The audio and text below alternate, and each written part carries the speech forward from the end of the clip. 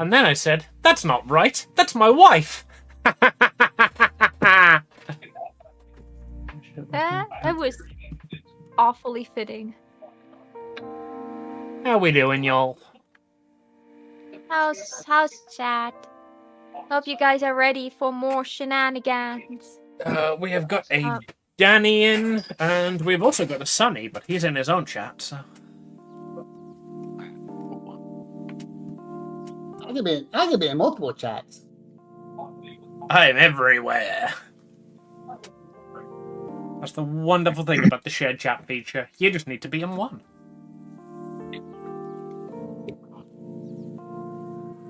Alright, so, how are we all doing today? We are currently missing a player. Yeah. Should I maybe do a recap? See, like, go through what happened last time? I mean, if you wanna wear that hat for another season. Well, does anyone else in this group chat right now wants to do the recap on what exactly happened last time? Well, we were born, and then we died. And now we're here. In the Wolf's case, that was in reverse. He died and then he was born, and now he's here. So, last session, we got to meet all of the now newborn heroes. We learned their stories and learned why they have a certain level of distrust or even hatred towards actual heroes and heroines and, you know, the isekai people that come into another world just to cause mayhem instead of helping them. Who has beef with a fish? For the bird.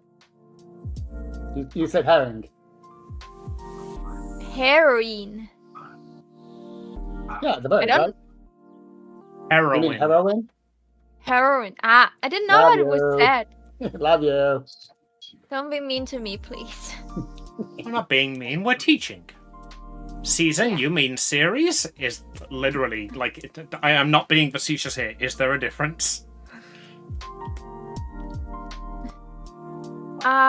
So we met Azuk, who was living in the normal world as a truck driver, and heroically sacrificed his own life to save a child, and he was reborn in a new world. But a hero who now is the prince of his kingdom seemed to have fun trashing his place.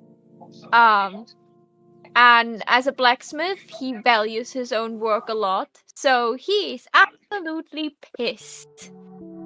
We met Lizzie, who was living in a world where heroes and villains and all of that thing was all a thing, but people with superpowers were, you know, like, put in categories, and they were not using their powers for the greater good, but just, you know, to portray themselves as good or evil. And she tried her best. So much fun voicing Fire Guy and Ice Guy that I actually want to run a side series in that world. Sorry, carry on. And she tried her best to uncover and show the public the truth about those heroes, but food poisoning got the better of her, and she ended up in the news with the most probably biggest fail in life videos ever. Her video of projectile vomiting herself into the abyss probably went viral, but she would never know how this all ended. That video got more hits than any of her news reports ever did. We met Delilah, who was the lady in the adventuring guild that you meet in the beginning of the game, but there was a glitch where you could like infinitely farm XP way quicker than just doing the quest. So the person that owned that game skipped her and let her stand inside of this burning building, surrounded by the screams of her loved ones. And then at some point, they started the game again. But instead of this time doing her storyline, they did it again and left her there. Until she just tried to take one step outside, fell through the ground like a neat little glitch, and ended up all with the rest of the party.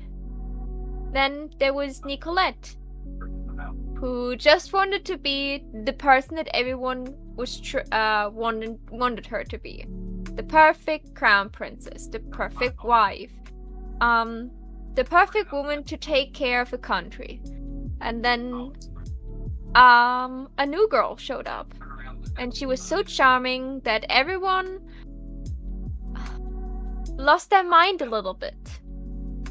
And after she was framed for a murder she didn't commit, she was executed. While watching that nasty woman smile at her, and she swore she would never want to go through this ever again.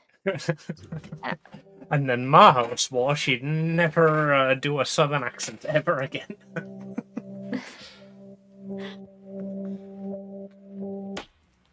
And so hi Yuzu. Hiyo. That's how they all ended up.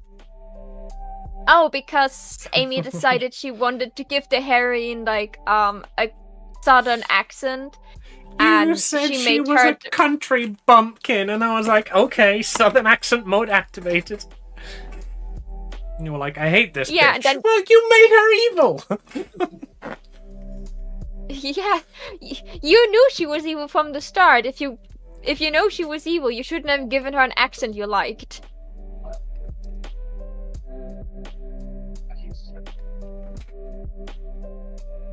I am a whore, get it right. Of course. And so they all ended up on this ocean. But they could stand on it, and they were met by a voice. And after some haggling on our side, because we're all done with BS like this, one of the twin goddesses showed herself and explained why she got us there. That her sister, that one of the heroes asked for her sister as the thing he wants to bring along, Kazuma style. And now she doesn't know where her sister is anymore, and she's worried. So she asked us to help find her sister. The last thing she knew was that the hero was on his way to get to the sword Excalibur. Whatever this sword may be, we all don't know why this sword specifically is so cool. Apparently the audience knows why this sword is so cool. And she gave us a gift, like every other hero, and then she gave us, like, an extra gift for the fact that she's more or less paying us to help her. So we all got a chance to ask her what we want. And so we all went through different things that we desired. Lizzie wanted her crew back. Azuk wanted an instant teleportation back to his store, his smithery. How do you call like this location for a blacksmith? Forge. A forge. His forge. Thank you. Hashtag not sponsored. Although we are playing on Forge VTT. Yeah. Oh wait, no, we're playing on Foundry VTT, hosted by Forge.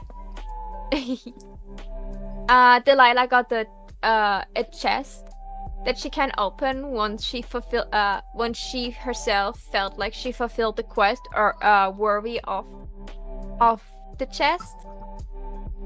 Nicolette got a suitcase with a little that fits all clothes that she needs for the right occasion, and she got her kitty cat back, just a bit bigger now. So now she has a vehicle. And the goddess placed us in the village where she last knew the hero went through. And now it's our job to go and investigate and find him and retreat the goddess. And on our way, if we ever meet a hero who is causing mayhem with his powers, we can take the power that the hero possesses, if we can come in contact with it, and then we return it to the goddess to stop the hero from using it against the people of the world. Recap over. I tried my best. Sorry, I didn't take notes. That's okay. That's better than I could have done, and I did take notes. The goddess's name was Afrit. Yeah. Afrit? Yeah, It ends with an E, so I don't know whether that's silent or not. was it not deity? From like Aphrodite? I didn't know which part of Nice. Aphrodite Amy used. It's Afrite. Afrite. Afrit. And I did also make a sheet for her sister, but it appears to have not You created didn't learn her itself. So name. I'm a no, I mean like between sessions. Her sister is called Sufrite. There we go. The sheet actually made itself this time. Oh wait, no, it didn't. I'm prepared. You guys are prepared. Everybody's prepared. Right, so, speaking of prepared, you guys find yourself in the quaint little village of Shooterprep. Oh yeah, should have prep. Sufrite. So, this is going to be a very player-led session. So, it is up to you guys to figure out what you're going to do, how you're going to do it. Your goal is to find Sufrite.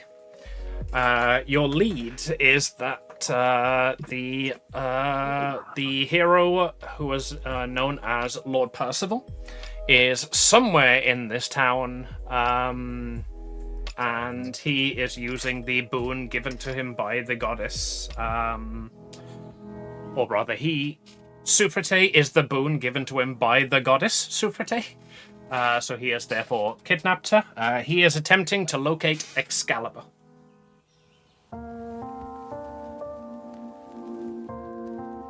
You are in a small, high fantasy-ish town. What do you do? We are going to be really testing my improv skills with this session. Okay, so Nicolette just like takes out her fan and just like fans herself a little bit, and she's like, "We need an inn because we don't know how long we will stay here, so we can just like put our stuff somewhere. Then should ask some people." And then she looks over at Lizzie and like, "Miss Lizzie, I had an idea, and you, as someone who dealt with heroes like this before, as you mentioned, maybe can tell me if you like it. So, this hero is looking for this dangly sword, right? So, instead of like running after him, how about we try to find the sword first? He will just come to us." Yeah, that never goes badly in these sort of shows. Well, that brings up the issue: is if the people around here knew where the sword was, he would already got it. Well, that's why we can ask around. If he already gotten it, we can literally move to the next place. If he hasn't gotten it yet, well, at least we have a better chance to find him if we look for the same, thing. If we just follow his leads, we would just always be one step behind him. Also, it would be a good bargaining chip. Imagine him finally reaching that sword, and we have it. I would love to see his expressions if he has to exchange the goddess for the neat little sword he wants. That sounds like an idea. I have an idea. Oh, yeah. How about I forge a fake one? We should Ooh, be. Wait, hold up. Oh, I like that idea. We forge an Excalibur, spread rumors that we found it, and have him come to us. And that's exactly what my idea is. Yeah, the only thing we should do is ask around a little bit about description about Excalibur. We need to make it convincing looking. Yeah. And then she looks over to Delilah, and she's patting her on the head, like, "Are you coming with us, miss?"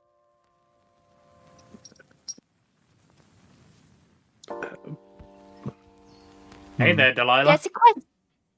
Nods. And she's like, chill out. She's like, "There's the quest waiting for you, and I'm pretty sure you would love to tell the townspeople about the thing, right?" Whatever. Is this your solution to only speaking in quest dialogue? For now, yeah. This is the old I want to play a mute character meme. My character gestures to you guys in a way that says, "We should go and retrieve the artifact and maybe fake what it looks like, and then start spreading rumors." But because my character's mute, they don't say that, but you guys all know it. Quick question for the DM. What's my new job? Like, your new job. That is up to you. You asked for a cushy job. I assume you're going to want one similar to what you already had, so that you can use your press privileges. Well, the question is, what is the name of the new press I work for? I don't think Mega City Press is around here. Probably like... Roll me a D100. The Royal News Time or something like this. Because most of the things are like based on the country they're in fantasy settings like this. That's where Foundry puts its Oh, yeah, a question. How illiterate are people in this world? Please tell me that everyone learns how to read and write. You can probably go and eventually figure that out for yourself. I was going to leave a lot of the details of building up to you guys. I thought that might be a fun way to do the first session. Right, so with a 30, you are working for a relatively small, like, local like newspaper sort of brand. They've got a series of town criers in like maybe every other town. They are called the Gilded Trumpet. And is this like, well, actually, or is this a cover because I worked directly for the goddess? You asked for a job from the goddess, and she provided you with a reporter role at the Gilded Trumpet. Okay. So you can. Because it's up to Lizzie basically how much work she actually does, but she could like not come into work for 3 years in a row and not be fired because this is a boon from the goddess. Alternatively, this could just be a job for you if this is what you're passionate about and this is what you want to do. You could just like have a job at the Gilded Trumpet and report there. It is entirely down to Lizzie how much effort she puts into this role. Alright. Well, first things first, I'm off to go see my new digs. I will book us a room in the inn. And then she looks around at the other two like, That's how you do it, right? Inns work like hotels, right? Yeah, more or less. Pop my umbrella, give a salute, and immediately go flying off. What an interesting woman. And she's just petting Midnight. That she's sitting on, like, oh, and then she looks at Azuk. You're from here, right? You're from this wood. Is it unusual to have... And she pets the ginormous cat she's riding. You know, this. Should I keep Midnight maybe out of town? You're from here. How unusual is it to have your pussy out in public? Azuk, Such a big I'm gonna let you answer that question. How unusual is it to have like a dire cat out?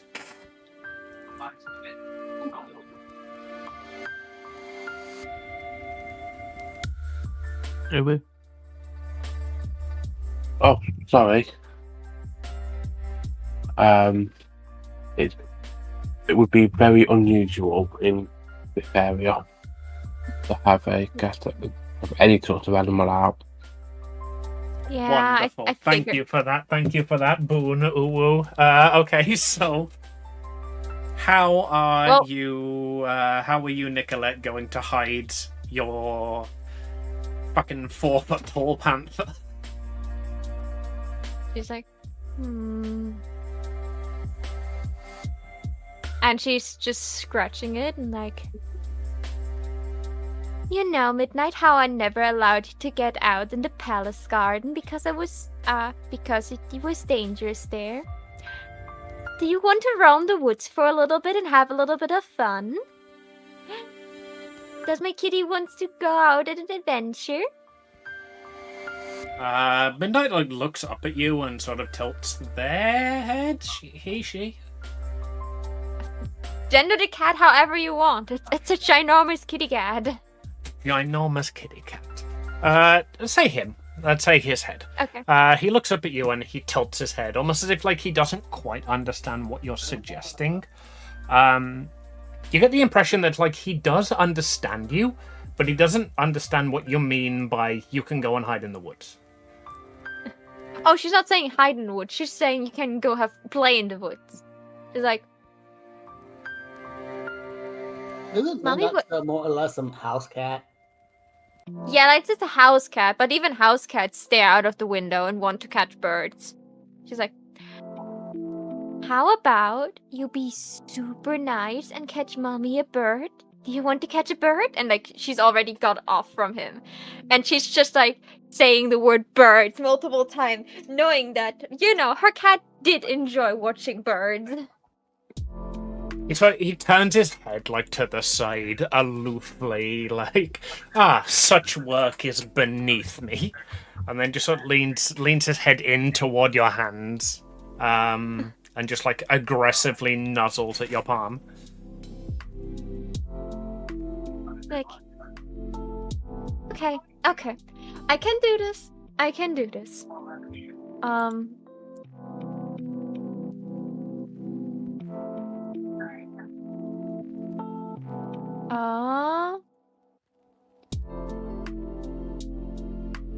Okay. She's like, so, Azuk,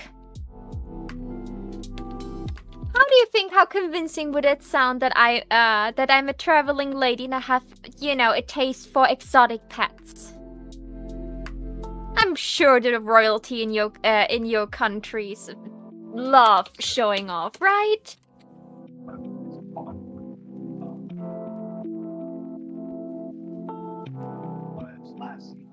And like she leans over to you with like the expression of, please, oh God, please tell me that at least that is true.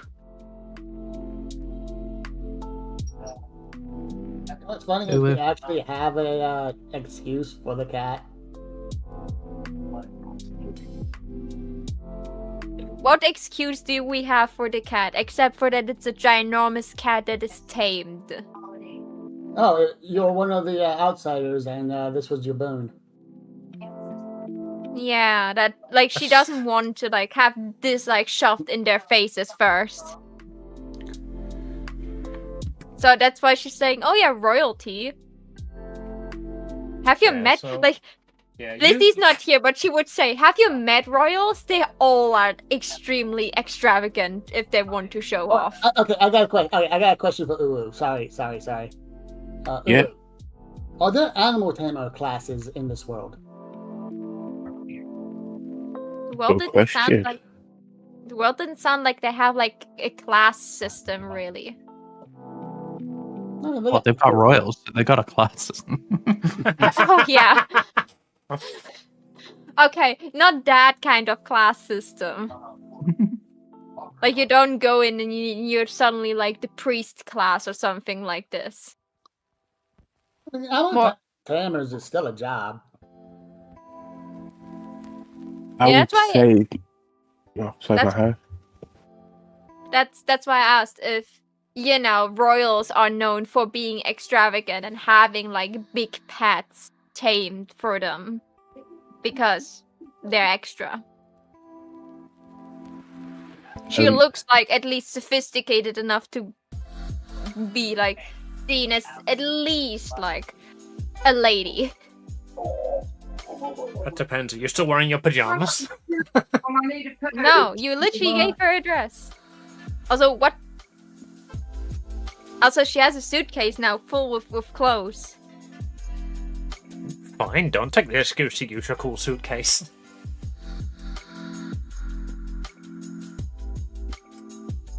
I Oh, I can was going to say summoning class that doesn't exist here.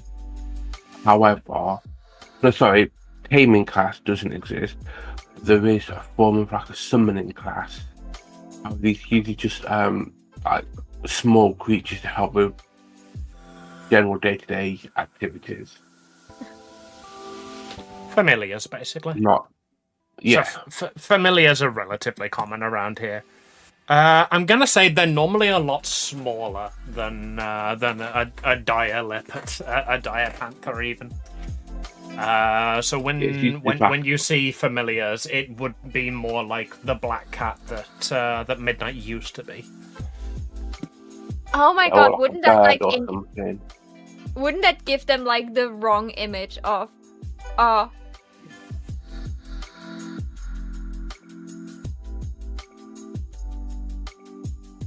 Everybody stop talking. Oh yeah, I saw your message in chat, Eden, so I immediately stopped, my brain stopped. Wouldn't, like, if people know familiars exist, and they're usually kind of small and stuff, wouldn't they, like, have the wrong perception that someone that summons, like, such a big cat must be incredibly strong and powerful? Like, the exact opposite of what Nicolette is. Hey, you could think that probably could be- swing that with the right checks to the right people. Yeah. Okay. Then the cat stays out. Like, okay. So familiars exist, and she's looking at Midnight, and just like scratching his chin. And you're somewhat like my familiar now, so to the inn. The worst thing they can do is like tell him to stay in the stablers, right? Mommy even got us pocket money for this from the nice goddess. And she's just like taking Midnight to the inn. The worst thing they can do is tell him to stay in the stables. So we flash forward to the inn. There's a motherly old woman standing there behind the bar. Oh yes, dear, I can definitely get you some room. Such a generous other world would be delighted to be stabled at my inn. Unfortunately, your pet will have to stay at the stables.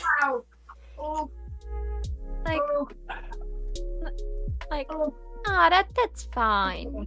He will behave, don't worry. And she like, I was ready to like haggle with Midnight that. steps on your foot like annoyedly. It's like, Midnight, you weigh a bit more than you used to. He steps on your kitty. foot again. Just like, 1 sec. Don't worry, like she's like putting the money for the room on the table. I will pay, of course. I was like prepared to haggle with her with some money. And she's going over to Midnight. And she's like, listen here, Midnight. Mommy needs a place to sleep and you need a place to sleep. I know you don't like the staples, but it's better than sleeping outside. And do you want to sleep outside when it maybe could rain? Pretty sure you gorgeous fur wouldn't want that, wouldn't it? And she's just like scratching and petting him, hoping to like make it sound like that the staples is way better than sleeping outside. Give me a manipulate someone roll.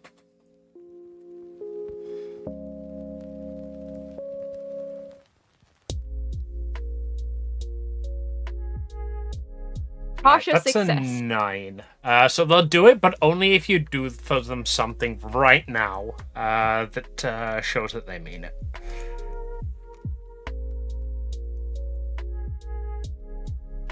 And she takes a deep breath. Okay. We don't know how long we how about Mommy stays for tonight with you in the stapler?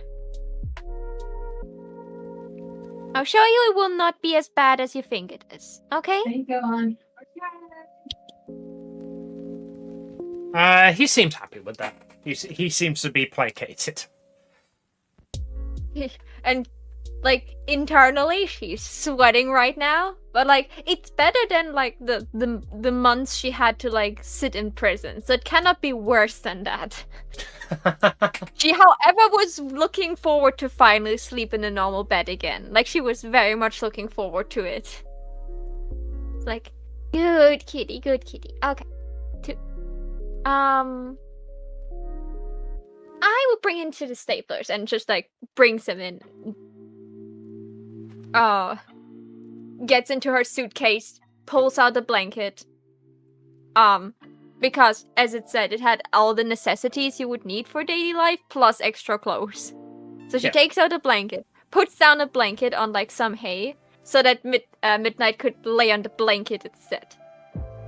So, Mommy will go and ask some questions, and you can take a nice nap. He walks over to the blanket and starts just pawing at it disapprovingly. But he's a cat, so he sleeps on it anyway. Yeah. It's a square blanket. It's like a box without walls. Yeah, there are absolutely no hairs on this blanket, and he disapproves of this, so he sleeps on it immediately. Yeah. Okay.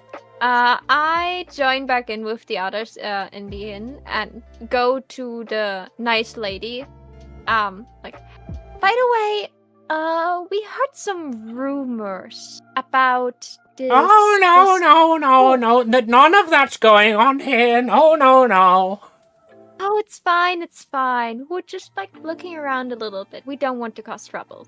That's what they all say. How about, and she like gets into like the coin purse that they got, and like she takes out money of it. I pay you for the information. To show my good faith. Let me roll for that. That is above average. Alright, how much money do you take out here? So as you reach into the pouch, which has got essentially the infinite amount of money, you notice that it's very standard fantasy currency. There are large gold pieces, like medium-sized silver pieces, and small copper pieces. I take out one gold piece and very specifically, like, look at her facial expression as I take out the gold piece. Because we're like in a pretty small like village on the side of the road. So like if the knowledge from my previous world would apply, people in these areas don't even see gold coins. Alright. Azug, are you with them or did you go to your forge? That's my forge. It's my comfortable place. My happy place. Spoil a monster of the week. The don't split the party rule doesn't apply here. I put that torch on. Or does it? Hi, who's mom?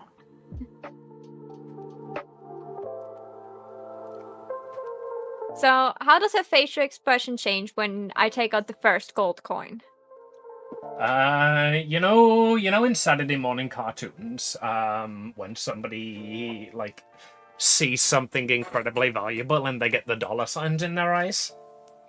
Yeah. That happens here. And yeah, like I place like the gold coin on the table and like I wouldn't want you to give me information for free after all. And slides it over to her.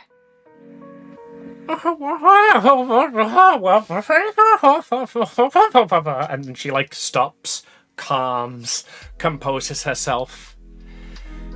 Okay, we're running the underground gambling ring in here. I'm sorry, okay, we need the money. We're a small establishment.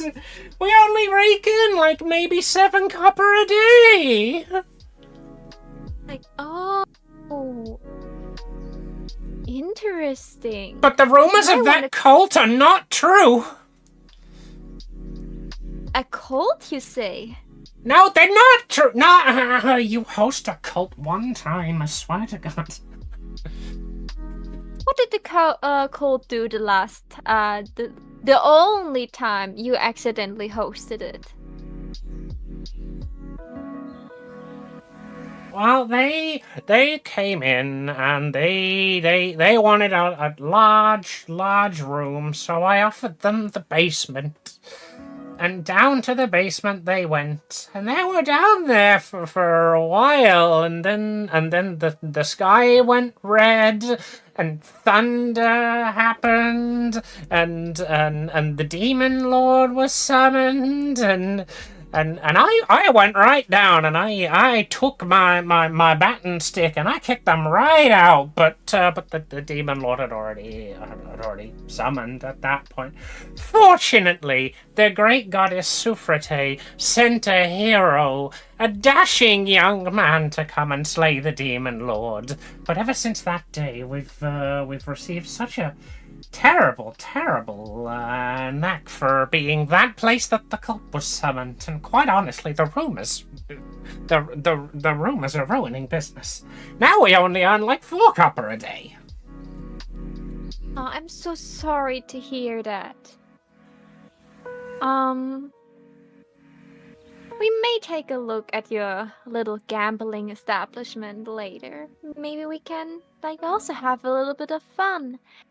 But also, what's with that Excalibur sword?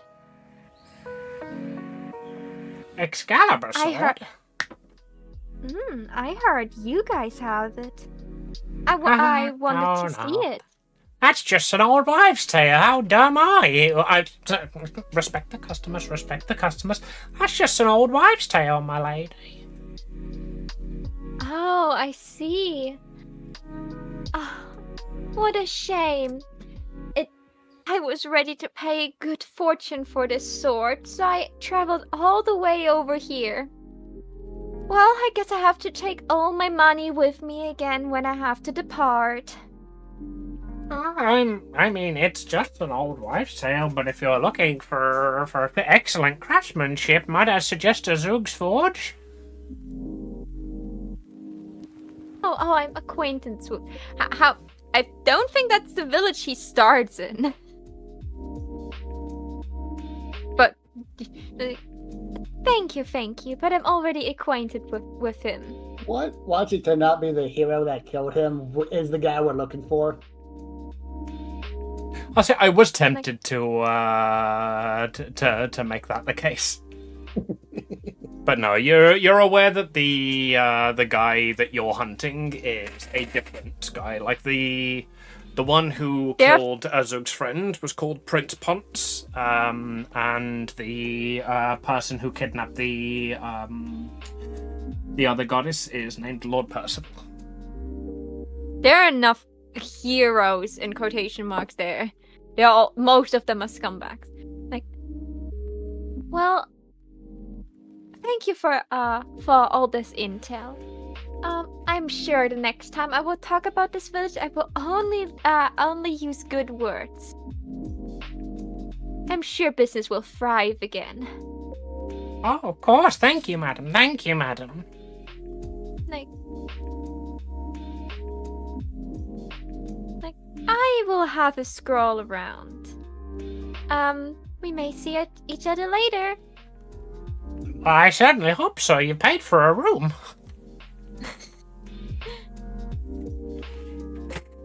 And she leaves, and she's like slightly disappointed. Then like looks at Delilah. Any dashing ideas?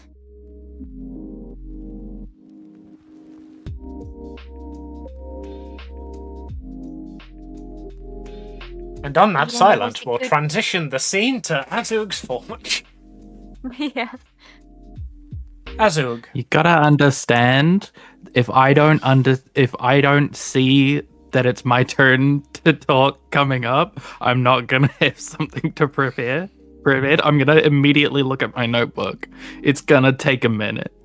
Oh, it's If you fine. set up that you're gonna talk to me soon, then it's fine. But right Okay. on the spot, it's a lot harder.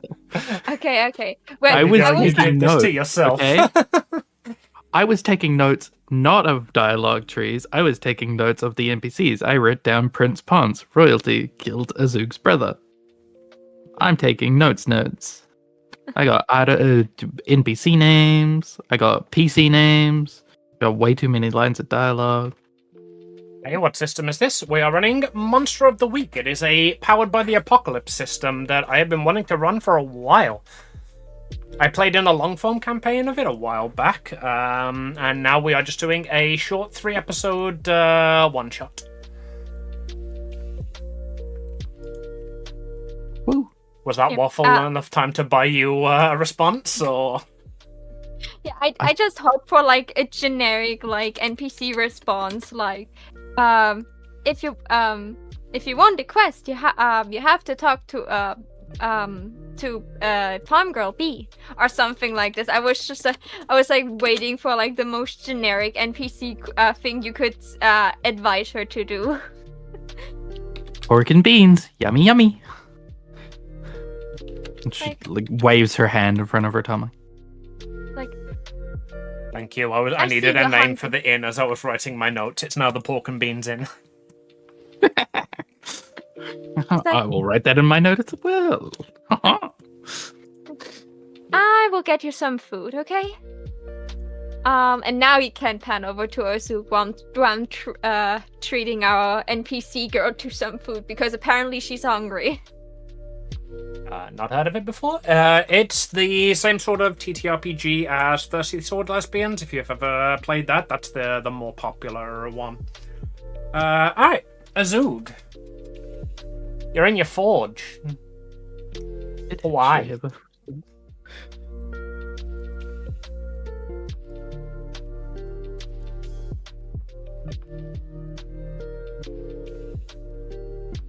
Azug dead.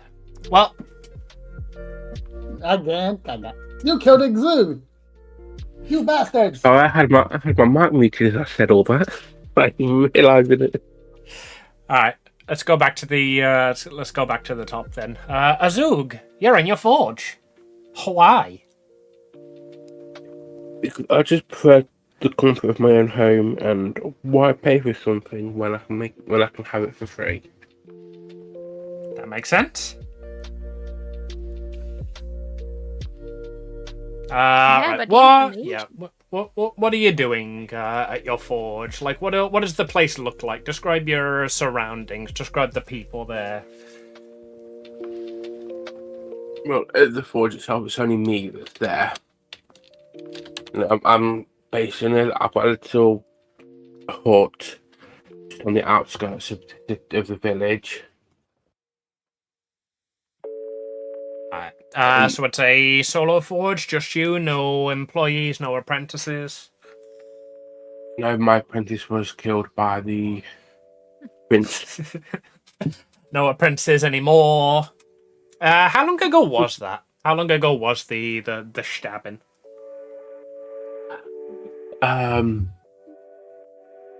Let's say it was 5 years ago. God, 5 years and you've not taken a new apprentice yet. It must have really weighed heavy on your soul, huh? Yeah, 'cause it was also my best friend at the same time. And I just don't feel like I have space to try and replace him. Is your forge in the village of Shooter Prep, or is it in a neighboring town or somewhere nearby, or is it across the other end of the globe? And this old woman just really likes your craftsmanship. It's right next to my house. It's like a little off building next to where I live. I've answered every question except the one I asked. It's in the. I can't remember what you said the village was called. Shooter Prep. Shooter Prep. Yes, it's in Shooter Prep. Alright. Just on the outskirts, or sort of.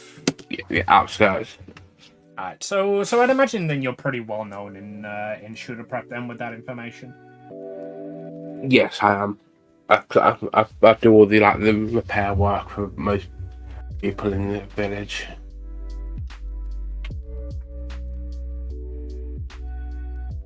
So, if you're from this village, you should know this old wife's tale about Excalibur.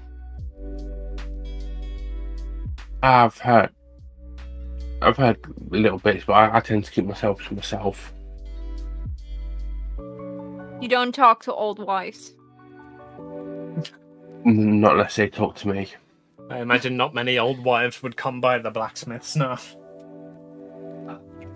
Are you a bit surprised, You'd blacksmith? get various other people things coming than- around, just like, hey, I need nails for the fence post, and I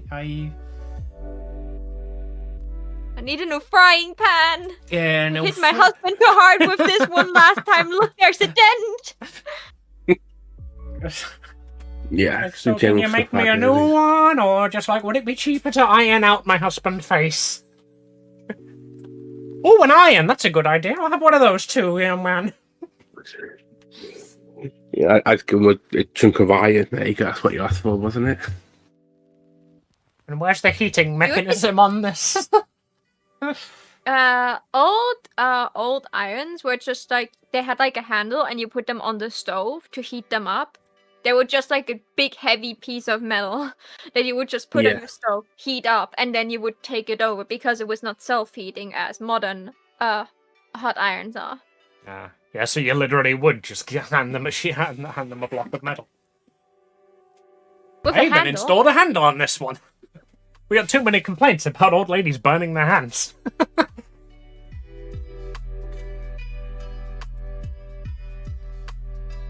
Yeah, how old do people live for in this world?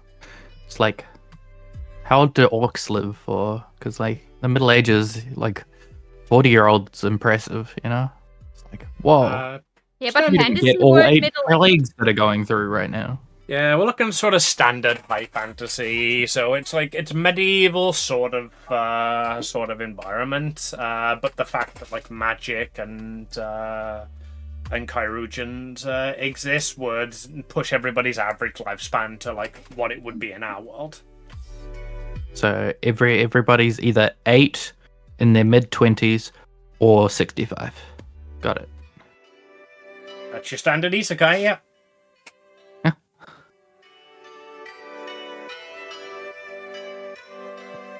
Continue. I'm sorry. Lizzie, how about you? You're gonna go and check out your digs. Okay, yes. So, yeah, I would like to go, assuming there is the golden trumpet, there's a golden trumpet here. Yeah, that'd be a regional office.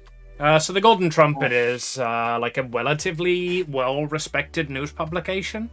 They have runners delivering the issues to the various offices. They employ town criers to be like, "Hear ye, hear ye! This just in! Gilded Trumpet voted best newspaper in Dicot," and so on and so forth. So there would probably be a regional office in Shooter Prep. Okay, so I'm gonna go like just bust through the door. All right, who's in charge here? Someone drops You, their- ma'am. Alright. Someone drops their fork as they were just eating lunch. As soon as you bust through the door, a large orc just sort of like grabs you, picks you up under their arm, and throws you back out the door. I like to catch like before I hit the ground, use the umbrella to like like to float down the road. I'm gonna go right back in. Except this time I'm gonna have my press pass in hand. Your tea tonight. Stop. All right, so Alright, do you walk in more normally this time, or do you just burst in again? I burst in again. Alright, the cycle repeats. I show him my press pass. Hey, I work here now. You wouldn't be the first who's come in and claimed that, lady. You know, literally the reason I'm hired here is because people keep bursting in and screaming, "You gotta report this. I've got a lead for you." We get so many quacks coming around here. Interesting. Anyway, I'm the new reporter. Where's the boss? We didn't receive any news of any new reporter. Pulls out the psychic paper. Yep, right here. Right. Did I say that gave automatic success on that? Let's have a look. Basically, it looks like the psychic paper Yeah. from it's like it whether they believe the information, I think is really up to them. But yeah, it shows all the credentials and stuff of, hey, I am the new reporter. Yeah, so I just tacked that onto your truthiness. So he definitely thinks that you think that's true. Yeah. Let me see if I can go find boss. Okie dokie. Thank you very much. As you look around, it's a very small office. Like, there are no doors here apart from the front door. There are 3 desks, 2 of which are empty, and 1 of which has just got a guy, like, asleep at the desk against his quill. Boss? Boss? The guy, like, remains asleep at his desk. The orc turns back down to you. Sorry, miss, boss ain't available right now. He's in a meeting. Okay, fair enough. Liz hasn't stopped moving, by the way. She's been blading all over the place, checking things. Well, anyway, I'm doing a new. What was the ad character? What was the name of the guy we're looking for? You're looking for Lord Percival. Anyway, I've been sent to do an expose on Lord Percival and the search for the Excalibur. He picks you up and throws you out again. You just float back down, huh? It seems I'm on the right track. You fall right in front of Nicolette's feet because she was just like trying to find a good place to eat. She looks down at you. I see you had as much success as I. Oh. What you doing, Ballgown? It's Nicolette. Like, and then she points at Delilah. She seemed to be hungry. She talked about beans. So I tried to find a place to eat for her. The dining hall. The dining hall is a good place to make friends for quests. Oh, we can go eat. I'm going to turn back. I'm not going to bust through the door, but I'm going to be like, I will return. You cannot censor the press. and then go join Nikolai. Sorry, Nicholas and Nicolette. The name is Nicolette. Nicolette. You can Go- just call her Nico. Just call her Nico. Okay, Nico and what? I'm terrible with names. I'm sorry. What was your character's Delilah. name again? Delilah. Delilah. Yeah. So yeah. So to say our boy here isn't too popular in this town. Yeah, and apparently the sword's just an old wives' tale. But they did summon the demon lord in this town, and also have like a secret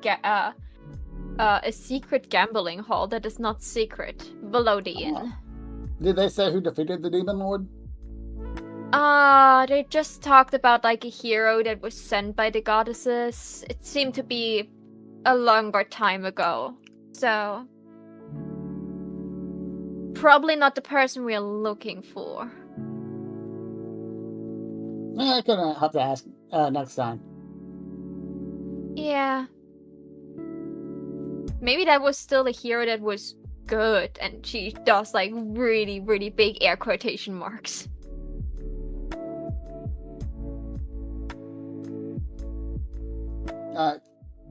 Well.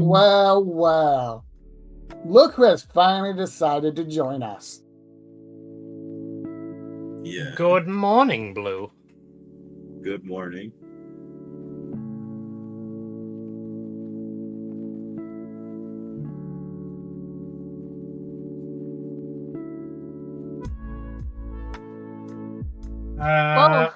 Let's carry on with the existing scene, and then we shall go very slightly back in time and introduce Blue's character, who has definitely been with you guys the whole time. No, let them also be late. You know, they just died a bit too late, so they were scheduled for earlier, but for some reason their death like took a bit too long, so they were sent after. That would be funny. Me, I asked for a goth wife as my boon. Who the fuck is this?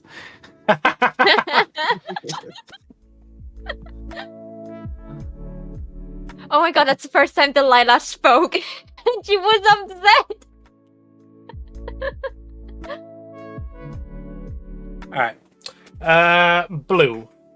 Let's Yeah. travel back just a little bit. Would you like to talk about your character as they existed in the previous life?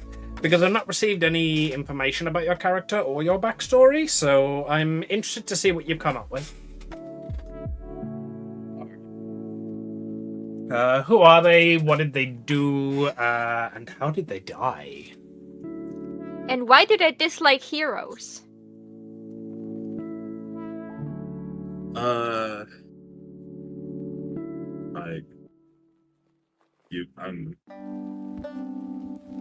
I quietly just got up right now.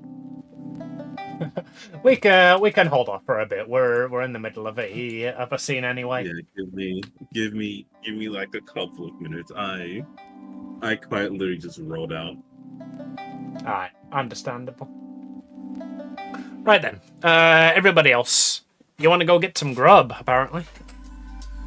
Yeah, Delilah's hungry. Nicolette hasn't eaten in forever.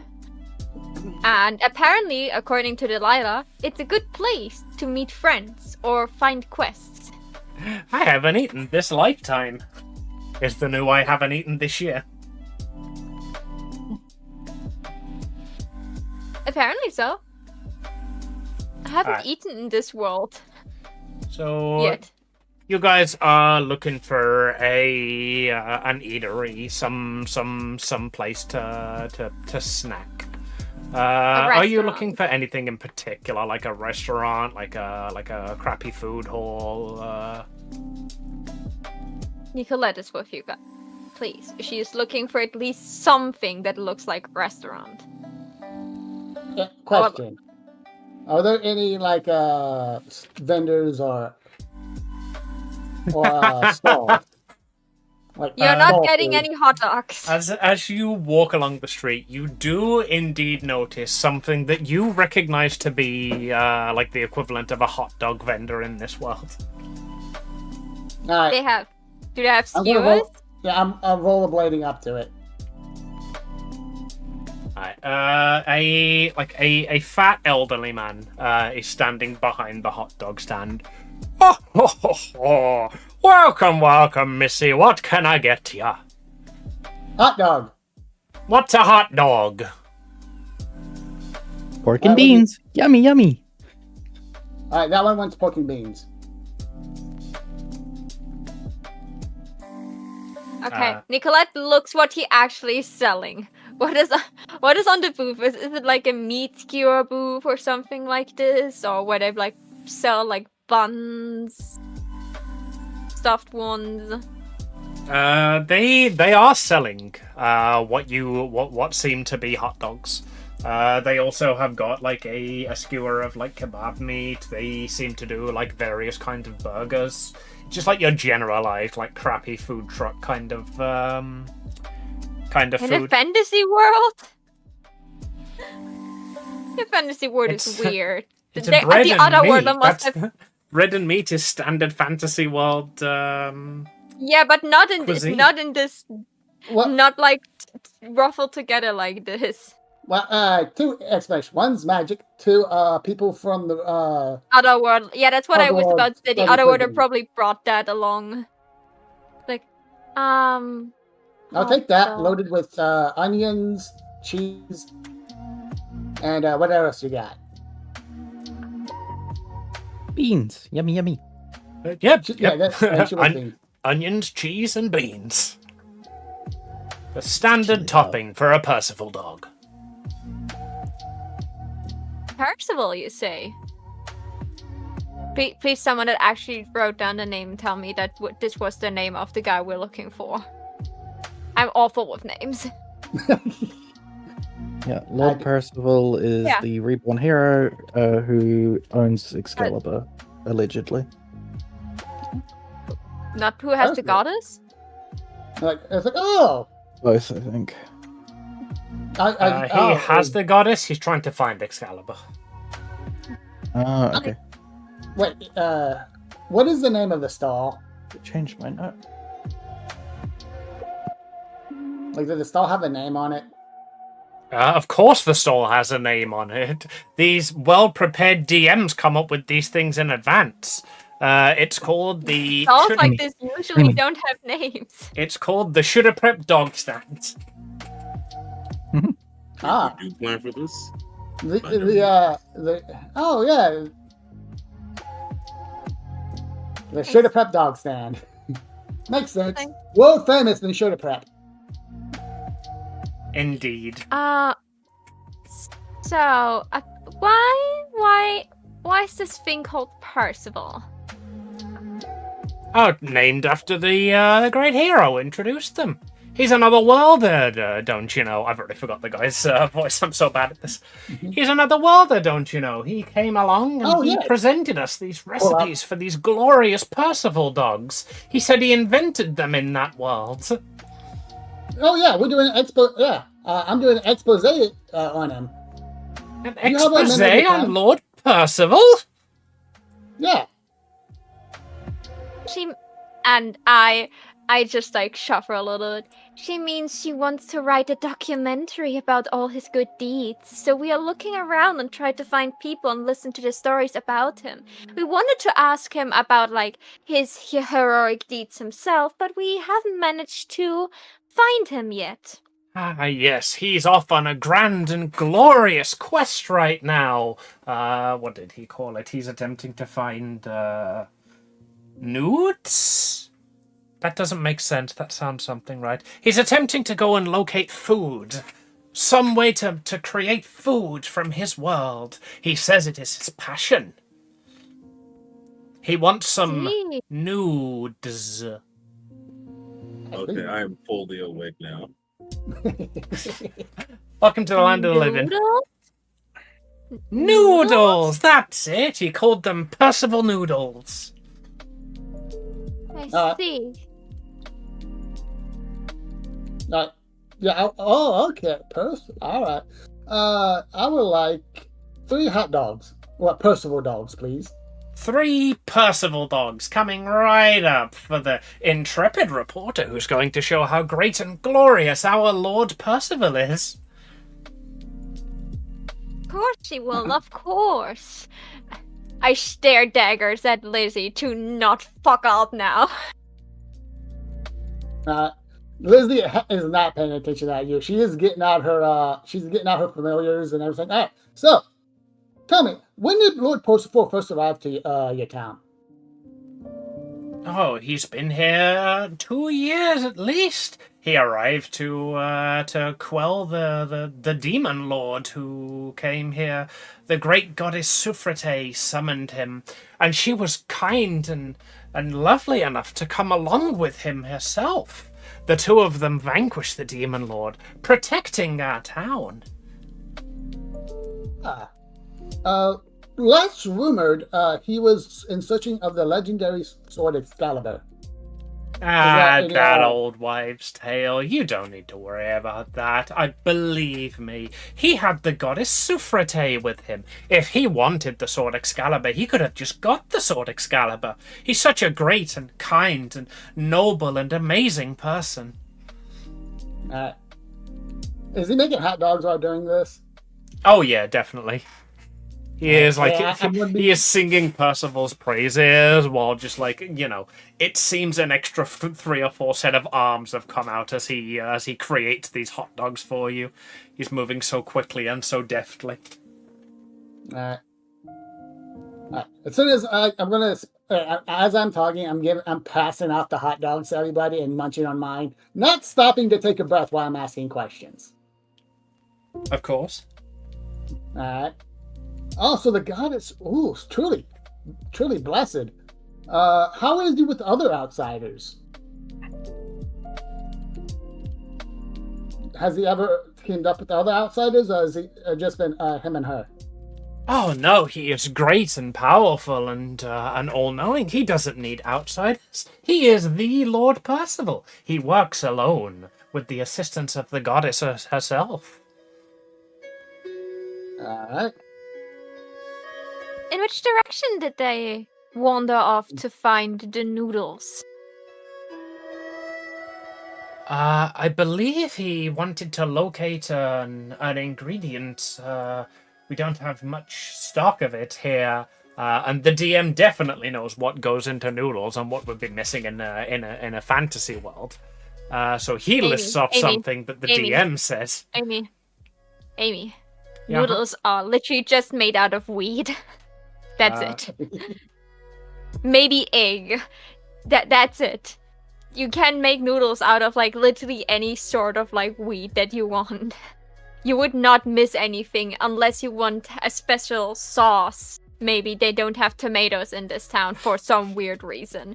But if he just wants noodles, they would have more than enough wheat for that. Yeah, the funny thing is I've literally made noodles before, from scratch. They have chickens. We've listed every type of other meat. Maybe just chickens are rare in this world, so it's hard to get eggs. Yeah, that'll do. They're attempting to locate something called a chicken. They're looking for ingredients for a sauce for their noodles. You need eggs to make pasta. To make decent pasta. Yeah, if you want to make it from scratch. Yes. He attempted it with ostrich eggs, but the noodles came out too large. And he attempted it with blue jay eggs, but the noodles came out too small. So we're attempting to go and find this mythical creature he calls a chicken. Apparently, the noodles will come out just right. It's like a cockatoo, but small and without a snake on its butt. Nicoletta's rubbing her forehead because even though she doesn't know a lot about cooking, she knows that it's a measurement thing. So if his noodles were too large with an ostrich egg, means he's stupid. It's not the egg's fault that the noodles were not the right size, and she She tries to smile it off. Like, she has this absolutely beautiful, picture-perfect smile. Like, I see. What a wise man he must be. Quite wise, quite wonderful. And Liz hands you a hot dog while you're saying this. I look at it, slightly disgusted, but immediately change my expression again to being, like, all nice. And I just hold it with just 2 fingers, like, as little contact to my body as possible. Oh yeah, this is absolutely fucking leaking grease. You don't even know how that's possible. You're holding it by the bun, not the hot dog. Yeah. Meanwhile, Liz is just shoving it in her mouth between questions. Yeah, Liz, like... this is the worst hot dog you've ever eaten, and you died from eating a hot dog. Like, so, did he said when if he wanted to return to this town after he found the chicken? He said no. Sorry, DM caught there. He said nothing would keep him from his quest, and upon his return, he would have one of these mythical chickens. I see. Good to know. Is he staying in contact with anyone from here? You know, being up to date because he's like such a gentleman protecting the village. Better question.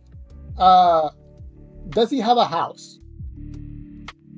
Ah, yes, a rather large house, of course. I'm sure he's paying Nice. a good amount of rent for it to support the village and the people that are living here with it, right? Oh no! There's We no wouldn't problem. dare charge him. He is living in the mayor's villa as the ruler of our town, the great and powerful Lord Percival, who saved us from the demon lord. We wouldn't dare charge rent to such a strong, brave, powerful, and terrifying man. Can I get a kebab to go, please? Oh, of course. And he starts like shearing off some kebab meat for you. Alright. Alright, well, I thank you for your help. Definitely put you a good rating in on the newspaper. And as soon as I get to Bob, I pat Nicolette on the back. You got this. And I'm going to immediately run off. Nicolette is just like handing her hot dog to Delilah. Goes into her purse and pays for it. Oh, that'll be two coppers, man. Thank you very much. I just hand him a silver coin and like for the nice chat. The exact same expression, like with the dollar signs in the eyes, show up. He says, "Oh, miss, I couldn't possibly. I don't keep 400 coppers to give you for change. I'm sorry, I can't change the silver." No. Oh, keep the rest. Keep the change. Keep the. Oh, great and mighty Lord. I'm sorry, ma'am. Your name? Wait. Come back. Oh, by the way, ball down. I may be late tonight. Don't wait up. The great and mighty Lord Ballgown. Oh, how wonderful you are. I am forever in your debt. Thank you. Nicolette is about to say something, and then she's just like, "The pleasure is mine. Have a good day, sir. If you excuse me now, I have to catch a red herring." Heron? Herring. No, you're right. Yeah. Although the guy does go, "What's a herring?" I don't know exactly, but there's like the saying about a red herring or something like this. I don't know how it goes. I know what it is. He has no idea. A red herring is no like idea. like something that's put in a story to like as a distraction from the main plot, like something to try and be like, hey, this is a clue to the mystery that you all have to solve. Yeah. But it's false. Yeah. That's exactly what I'm trying to do. Get the false rumor spreading tongue and cut it off. She's like she's like walking like after Lizzie a little bit. Oh, Lizzie, you forgot something, my dear. Zoom, And, like- zoom past. A little too far. Oh yeah, what up? Like, and she's trying to grab you, like both hands, nails out, tries to grab you by the neck. It- Should I roll a d100 to see if I catch you, or if I'm like just like grabbing air because you're too fast with your roller blades? Just constantly non-stop moving. Yeah.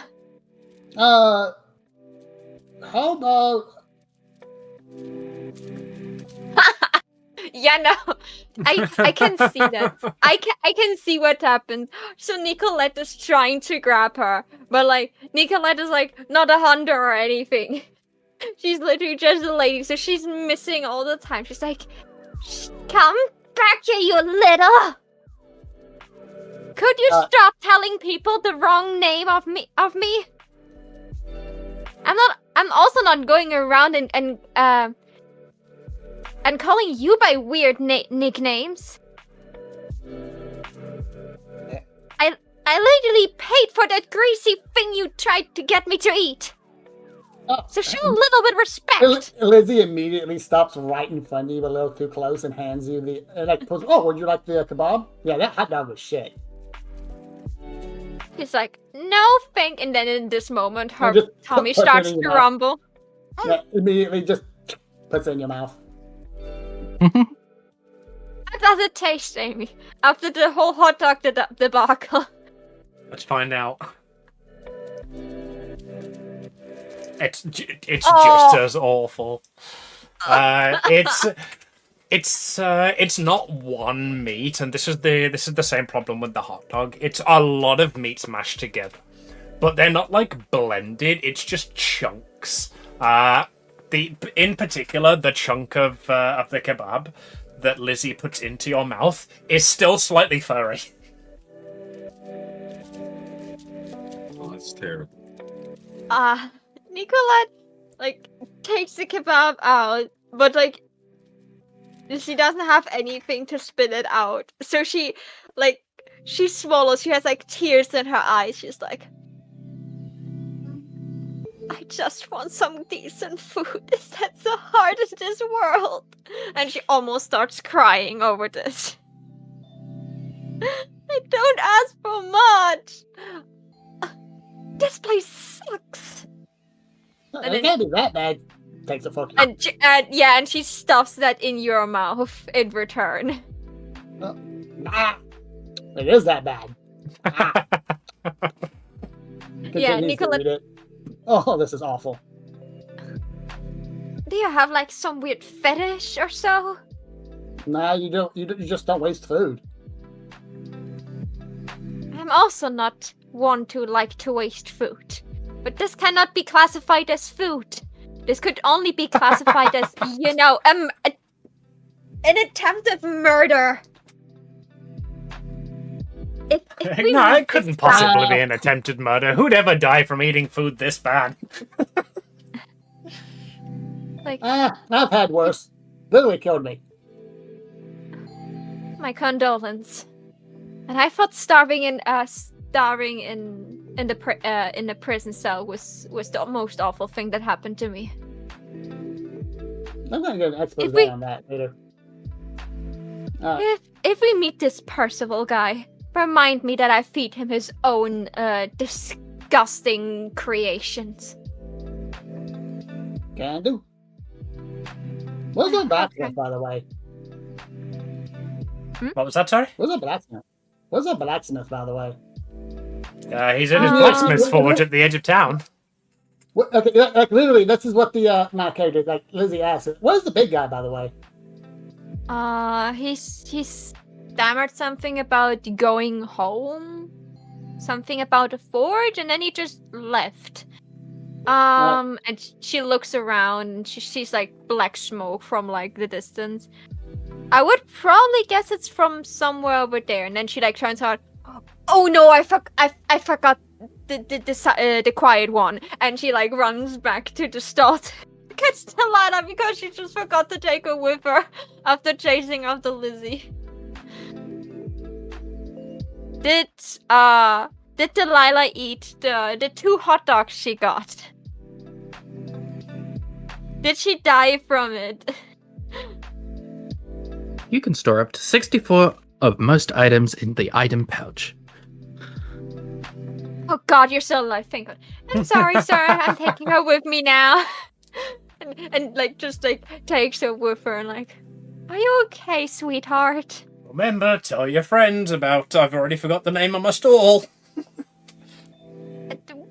Don't worry. We will tell them.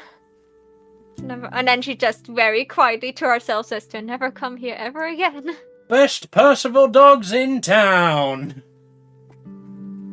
Oh god, I will hate this The name. only Percival dogs in town.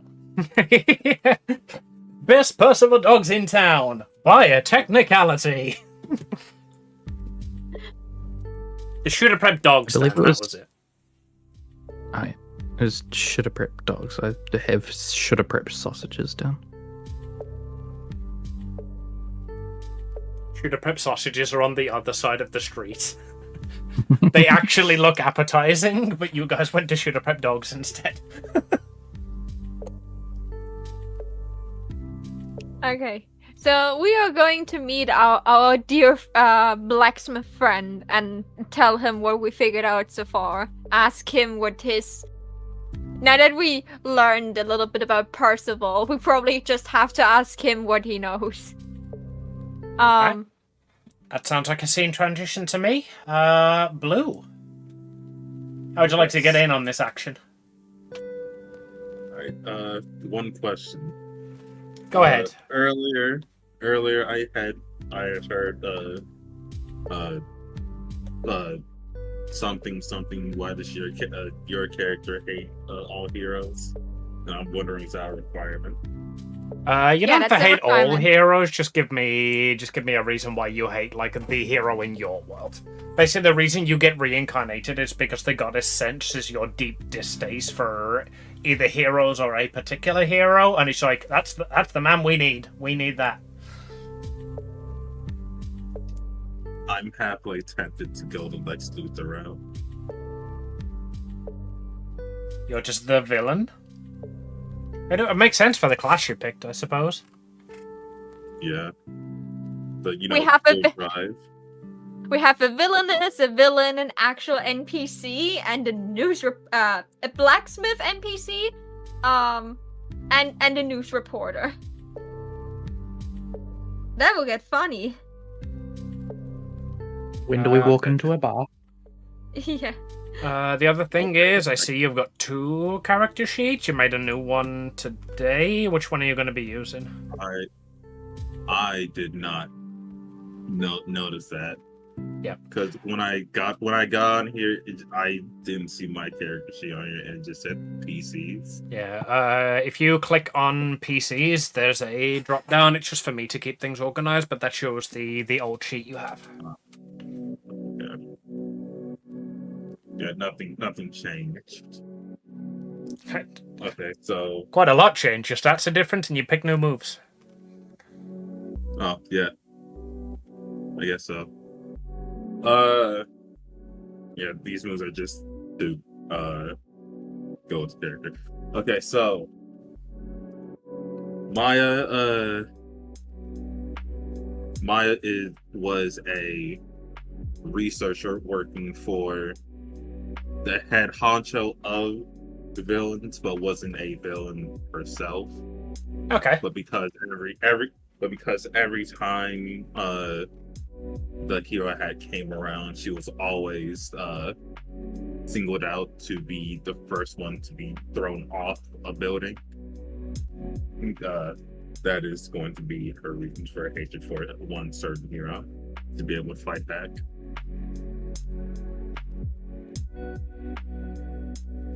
Right, so you were a researcher at an evil company, and the hero threw you out of a window. Yes. Okay, we can go with that. As you get thrown out of the window, how tall is the building? Are we talking like skyscraper or like small research lab with a couple of floors? All right.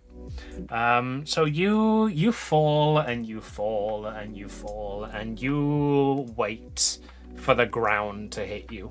What's going through your head in this moment? Currently,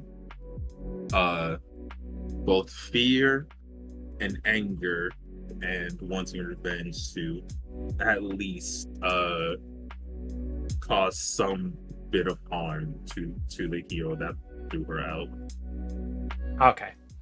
As you hit the ground, you notice that you don't hit concrete, but you appear to splash into an almost like jelly-like substance.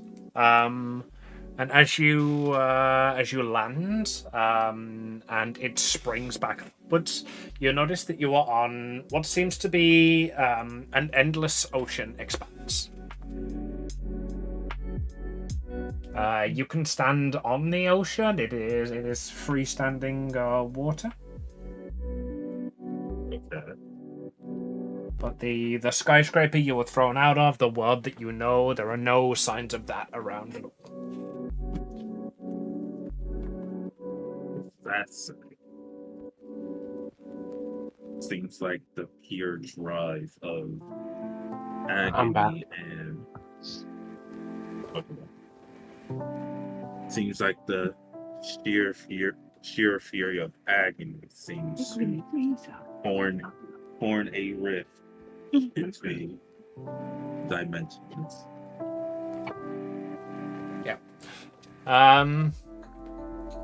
You hear a voice from the sky. Well, you're not entirely wrong. Welcome, Maya. I need your help.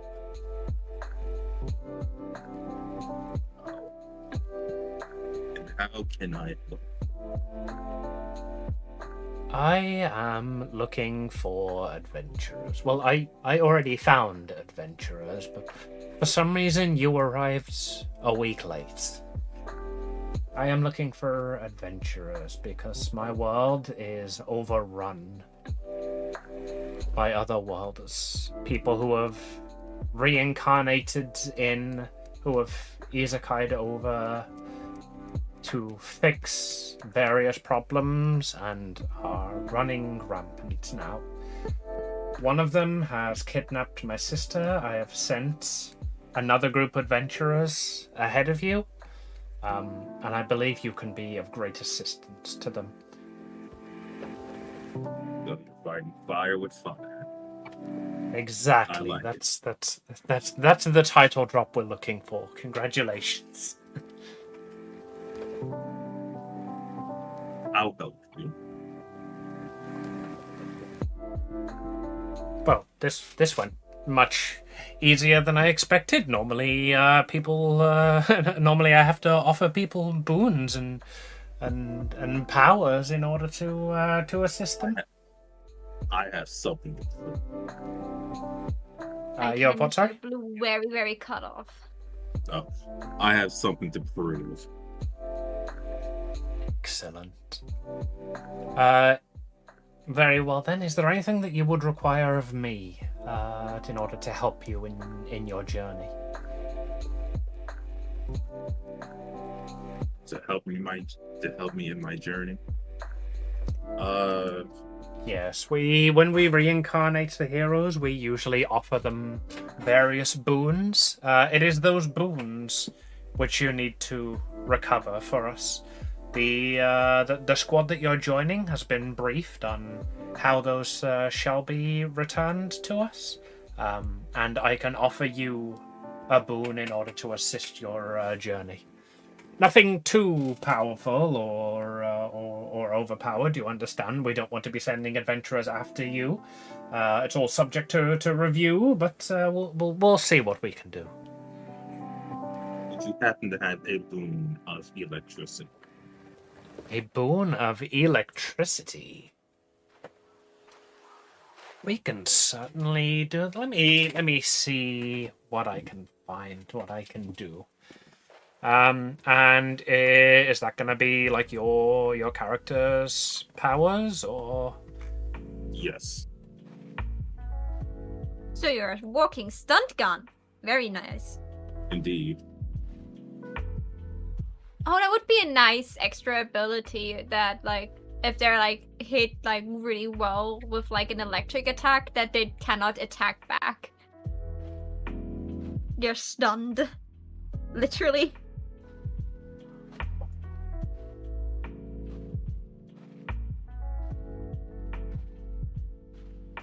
Okay. She is going to descend underneath the water, and leave you alone for a short while in this endless expanse of ocean. And when she comes back up, she is going to be holding in her hands what seems to be like a cloud of lightning, essentially. She is going to walk up to you, is going to gently press it against your chest. Can you roll me Act Under Pressure?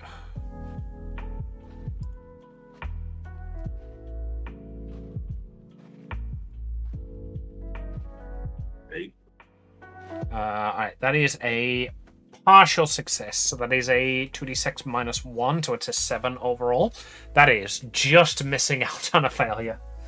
So as the lightning enters you, you feel an unbelievable pain as it courses through your entire body. It's a few seconds long, and absolute agony consumes you. And then finally it subsides. Take a point of harm. And you now have lightning, cool lightning-y powers. Nice. I will be your champion, and I will make sure your sister returns. Thank you. You do not know the weight that you have lifted off my mind by agreeing so quickly and easily. I will send you now to the rest of the team I have assembled to recover my sister. I don't know exactly when you will arrive in their story. As I say, it has been a week in my time, but I'm not sure how long it has been in theirs. Time works differently between universes, you understand, wibbly wobbly, timey-wimey. We've all seen Doctor Who. Yeah. I wish you good luck and me speed. Ma gives like a nice bow. She bows in return, and your screen goes black.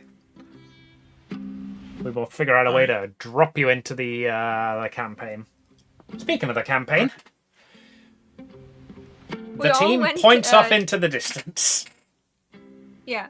Saying that they want to check out what their blacksmith friend is doing. So we're all on our way. Partially willing, partially just because, like, why not, to Azuk and talk with him about the things we learned about that hero guy and his awful cuisine creations. See, I want to pan over to Azug and say, "Hey, Azug, you get a knock on the door." But I'm imagining that's not what happens at all, is it? Sunny, would you like to describe what happens to Azug's door? I mean, I knock politely. I Oh, wait. there's a knock on your door, Azug. It's polite. I wait 0.56 nanoseconds before busting in. 1 second before you do this, I have to tell you, on the door, there's a big sign that says "You break it, you buy it." Yeah. And the 0.53 nanoseconds it takes me to bust it through the door. You want to go out, Bill? After knocking, I did not read the sign. Yo, big guy! Nicolette saw the sign and tries to hold the door as it swings open. She tries to hold it so it doesn't swing open completely, so it doesn't knock against anything. Because she saw the sign and she was like, "Oh." All right. Rollerblade straight towards you. Let's do an assisted roll on that then. So Sunny, you're gonna have to make an act under pressure. Nicolette, you can use, I believe there's a help action. Yeah, help out. So Nicolette, if you roll help out to try and stop this door knocking something over. Okay, it's not a monster we're fighting, but this is an impendable doom that is coming our way if this door breaks. Especially for our pocket. When you fight a monster, if you help someone, don't roll plus cool, you automatically help as though you rolled a 10. Would that count? I think that's gonna set an interesting precedent for the campaign. I will allow it on the condition that Nicolette considers Azug a monster.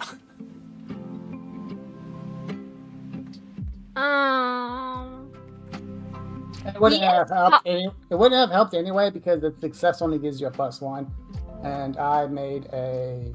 Oh wait, I have a 9. Actually, that would help. Yeah, that's why I'm asking. She never saw something else than human before, so she could consider him a monster. Her cat is a monster now. Just because someone is a monster doesn't mean she has something against them, and we will fight against heroes who are not technically monsters.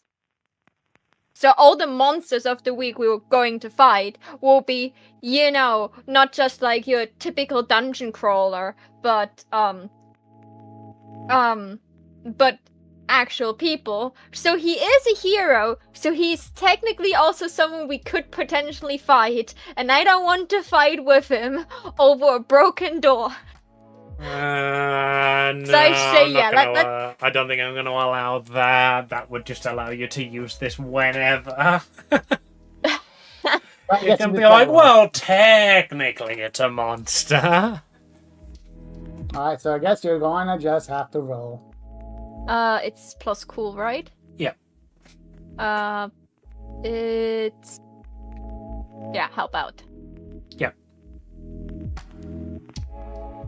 Well, that's a partial success. It is a 7. So you get a... Sonny, you get a +1. Or Lizzie, sorry, you get a +1 to the roll. So that gives you a 10, which puts you on a success.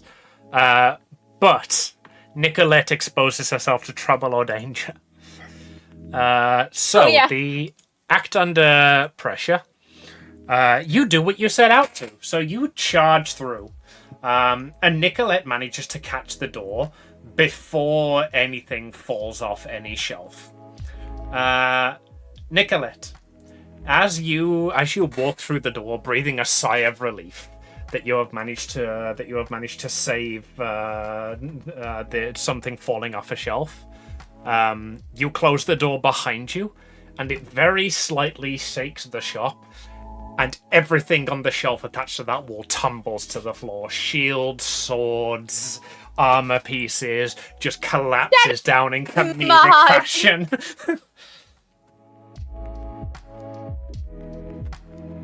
She immediately just takes out her purse. Like, she stands there. She listens. She doesn't even turn around.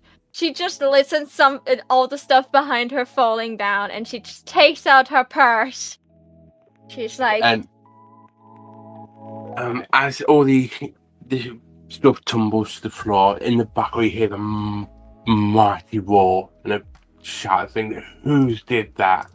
I come storming in through to the front of the store. I point at just as- Lizzie.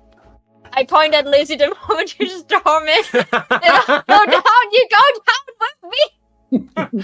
So much for the help out action. All right.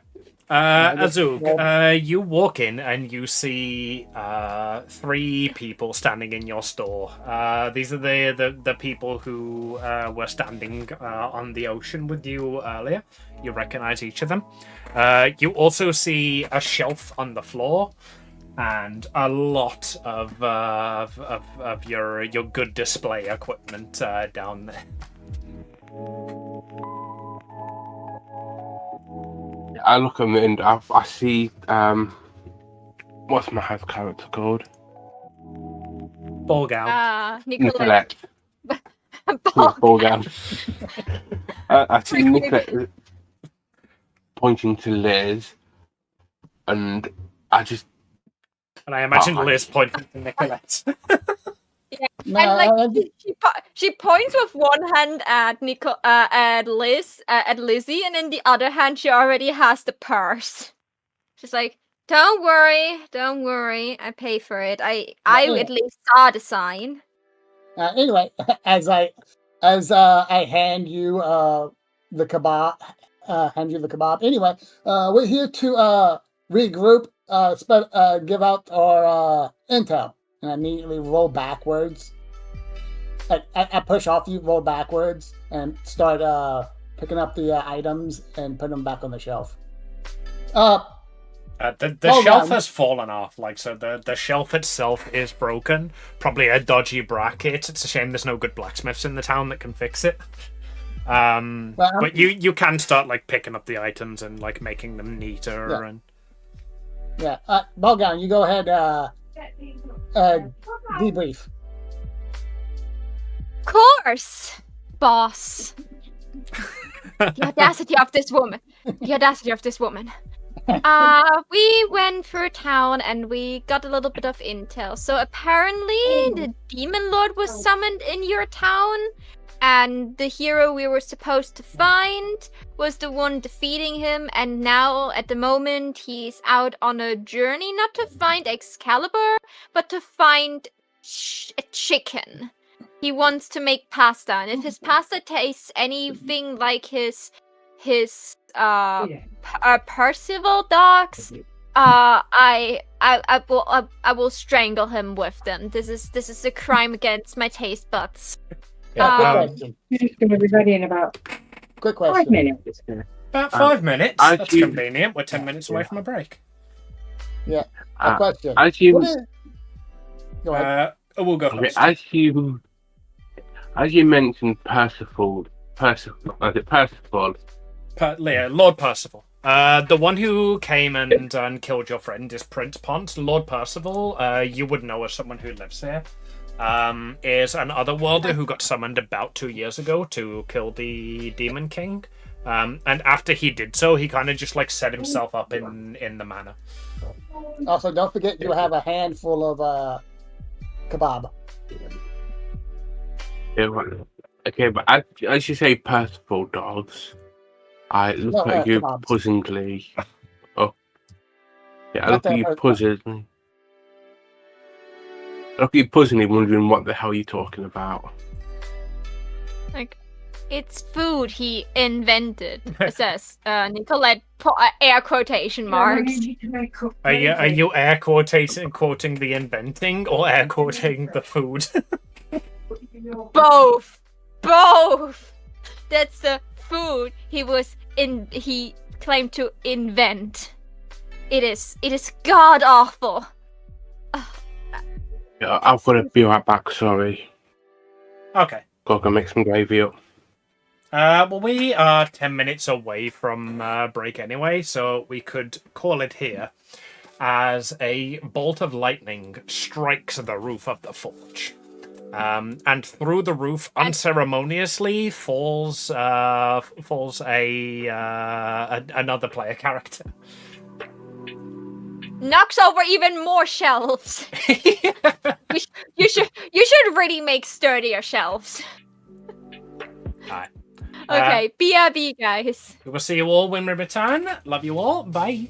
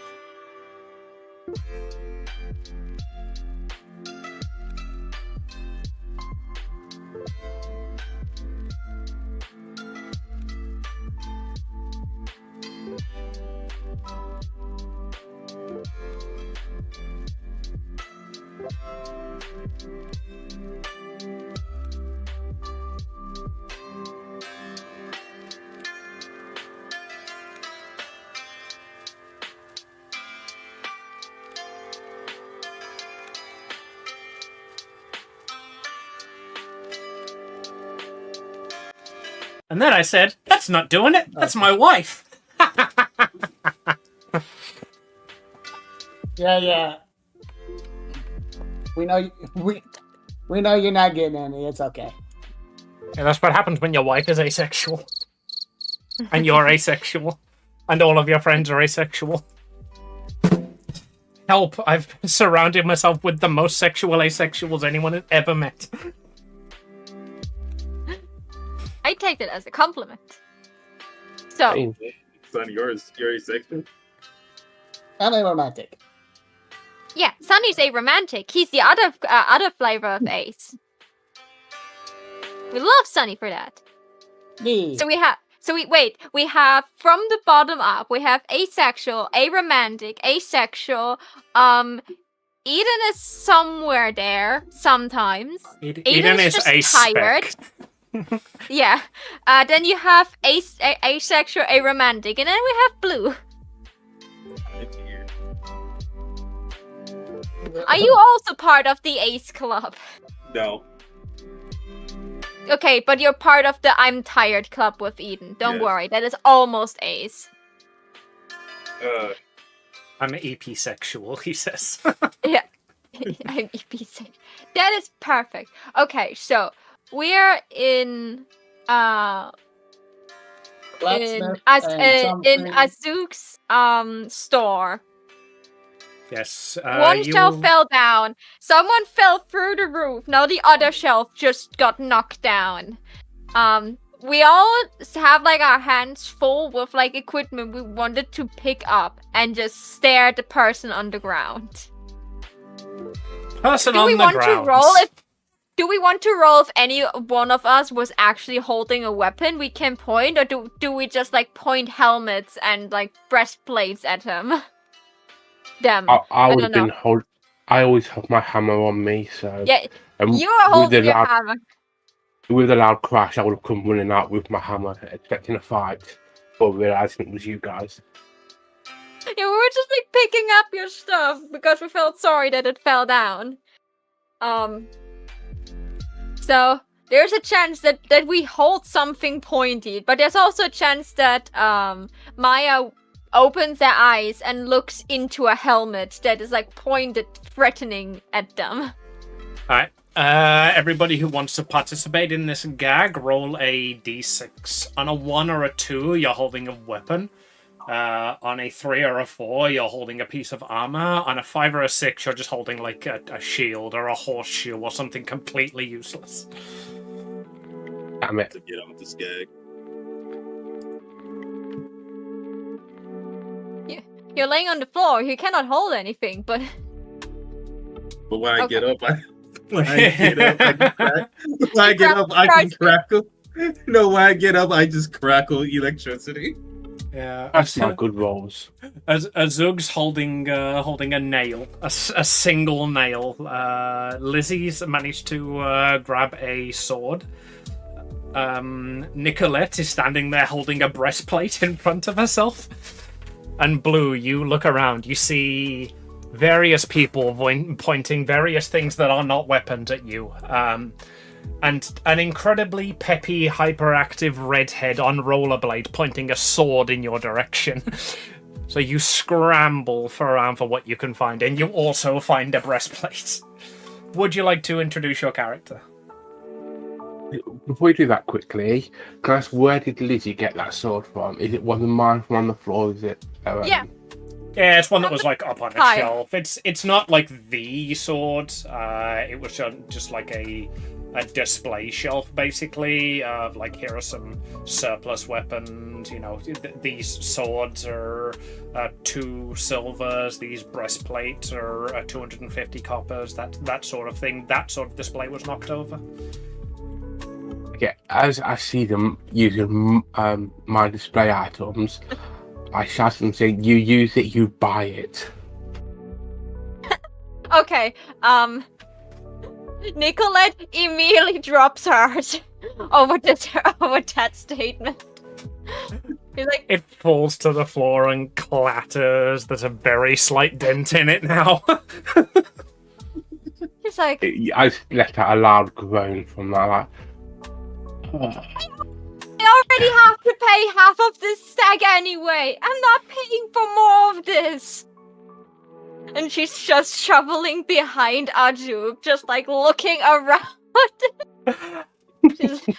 she's like, noping her way backwards, standing behind the tallest person in the room. You're an interesting bunch. Thank you. Why did you fell through the ceiling? What do you want? Yeah, so this group who immediately met you with aggression starts bickering amongst themselves. That was quick. It's like, oh my god, Power Rangers, assemble! There's an enemy here! I don't want to assemble. Well, you make me! It's less that with aggression. We would just... Wouldn't you be startled if someone falls through the roof? Of course you grab the first thing to protect yourself. Okay, Especially funny story. with I was lightning. gonna say, like, I wouldn't know. I've never had any anybody fall through the roof. But I literally have been in that situation fucking years and years back, when my dad was, like, renovating the upstairs bathroom. I was downstairs in the kitchen, which was underneath the upstairs bathroom. And suddenly, my fucking fully grown German Shepherd falls through the ceiling and lands next to me. Where did you point at him? Well, I didn't have any weaponry around. There were no breastplates on the floor to pick up. Amy, I've been in a similar situation where I've experienced that, but I've been the 4-leg. Yeah, that does not surprise me. Yeah, when I was working, my dad was renovating a pub and he was doing the flooring in it. I didn't know that, and I walked in. Straight through. What are you English people doing that you're falling through your ceilings? We're repairing the ceilings and then having to repair them again after we fall through them. In my defense, this one wasn't me, it was my dog. Your dog fell through the ceiling? Yeah, the German Shepherd fell through the ceiling. Yeah, like I say, I was just in the kitchen making like a cup of tea or something, and suddenly fucking Arnold, our fully grown German Shepherd, just collapses through. He was probably surprised to see you. I imagine he was surprised to be downstairs, yeah. That poor dog. He was alright, he got out of it completely fine. You know what they say, dogs always land on their feet. That's it. Same thing. My cat, when my dad was still like living alone with our house cat, she jumped from the balcony.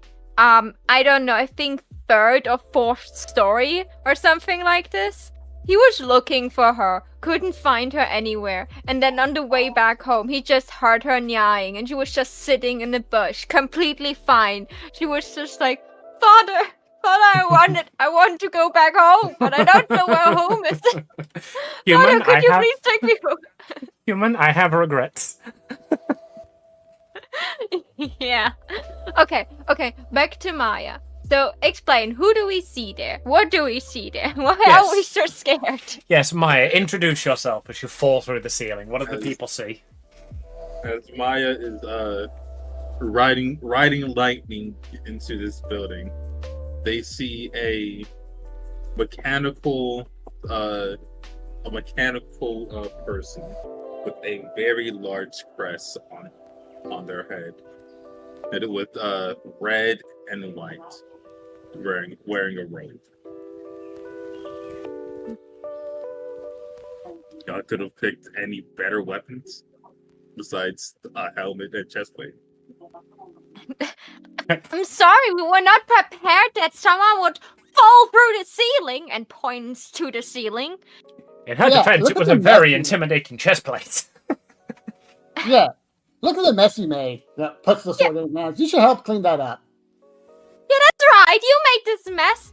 You better start picking up things. Which Fucking one? opportunists. My is going to look at the mess they made and the mess that was already there when they got here. So I see as Maya points at the ground, I see the mess I made. Are y'all going to clean that up? You made this entire mess. Here, come on. I'll help you clean up. All right, As Lizzie, I I put think the sword in the I head. think that's going to be a manipulate someone.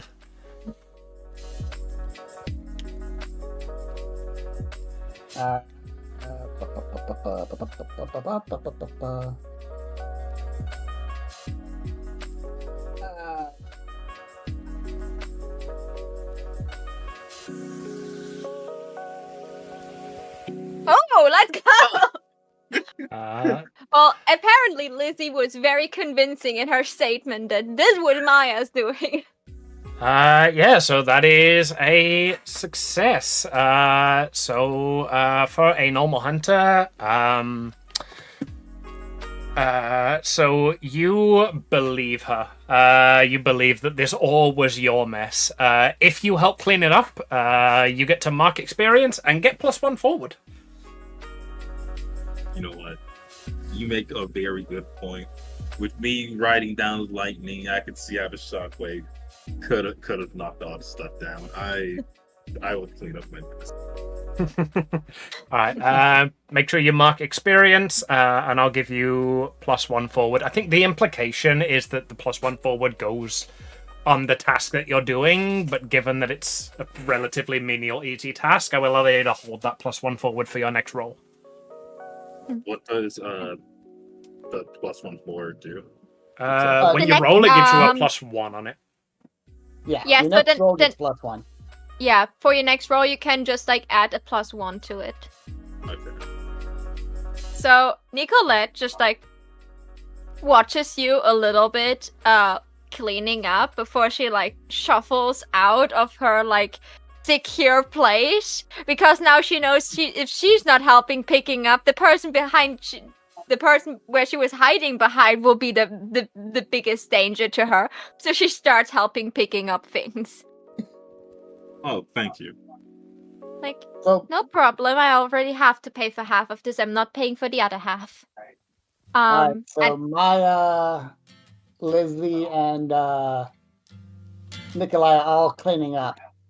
yeah, under Azuk's watchful eye. Yeah, She's like, I was Alright. staring at you all. While this is going on, Lizzie is going to rapid fire information to Azu to get him up to date with the plan and what's going on. Yeah, so we found the guy who made these hot dogs, but they call them Priscilla dogs. Worst hot dogs I've had, and I had hot dogs that killed me. Anyway, so we found where he lived. He's looking for nudes, though people think he's looking for noodles. No, he said nudes. Anyway, he's looking for nudes and noodles. Anyway, so we also found out where his house is. So the next plan is figuring out if we're going to go to his house. We're going to ask you to see if you can make a replica of Excalibur, but we need to find out what Excalibur looks like. Are you going to eat that? Eat what?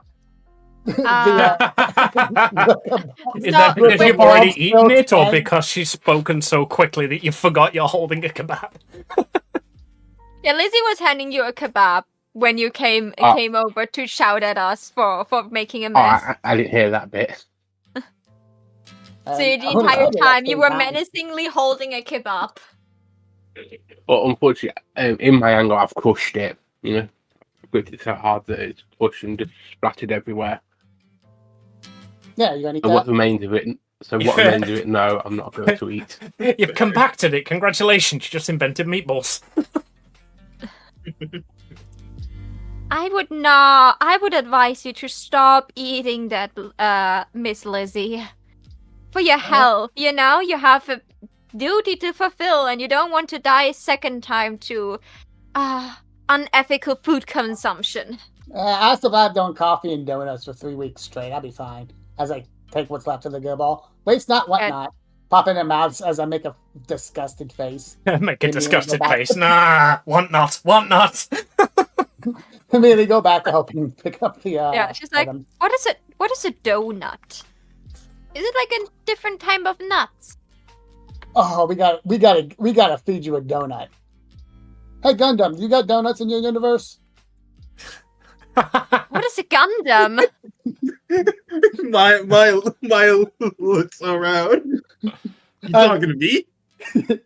Yes. Yeah, I'm like Nicolette is just like making a curtsy in front of you. I'm very sorry. This is her way to show that she is that she accepted you as part of the group. It's her way of showing appreciation. Her ability to picking nicknames, however, is not the greatest. So please forgive her if you think it was rude. The funniest thing about this as well is that you two have established that you come from the same world. So if Gundam exists in Lizzie's world, it exists in yours, and you know what she's talking about for some reason. I'm surprised you even know what that is. Again, I let out a loud sigh. I slump my shoulders down and go, it's the Zug. Please use it. But yes, we do have donuts where I come from. And yes, we have donuts here. Okay, we gotta get Morgana a donut. It will blow her mind. I would like my mind to stay where it is right now. I've got I'm a already- question for Azug, actually. We have donuts here. Do you have donuts here? Or did one of the other worlders bring donuts here? How good is the quality of the donut? Do the donuts already exist, or are they called Percival nuts? Like, donuts exist just as they were were probably- made on this island. They were made on this world. Alright, approved. Donuts exist in fantasy. Yeah, they're probably just powdered sugar donuts, like with no glazing, just like with but like it's donuts, and powdered sugar donuts are good. No glaze. Like Nicolette just like helps finishing picking up things, and then looks at Maya that we still don't know is called Maya. Like, so did the goddess send you to us? Are you just a traveling adventurer? Do I need to be afraid of you?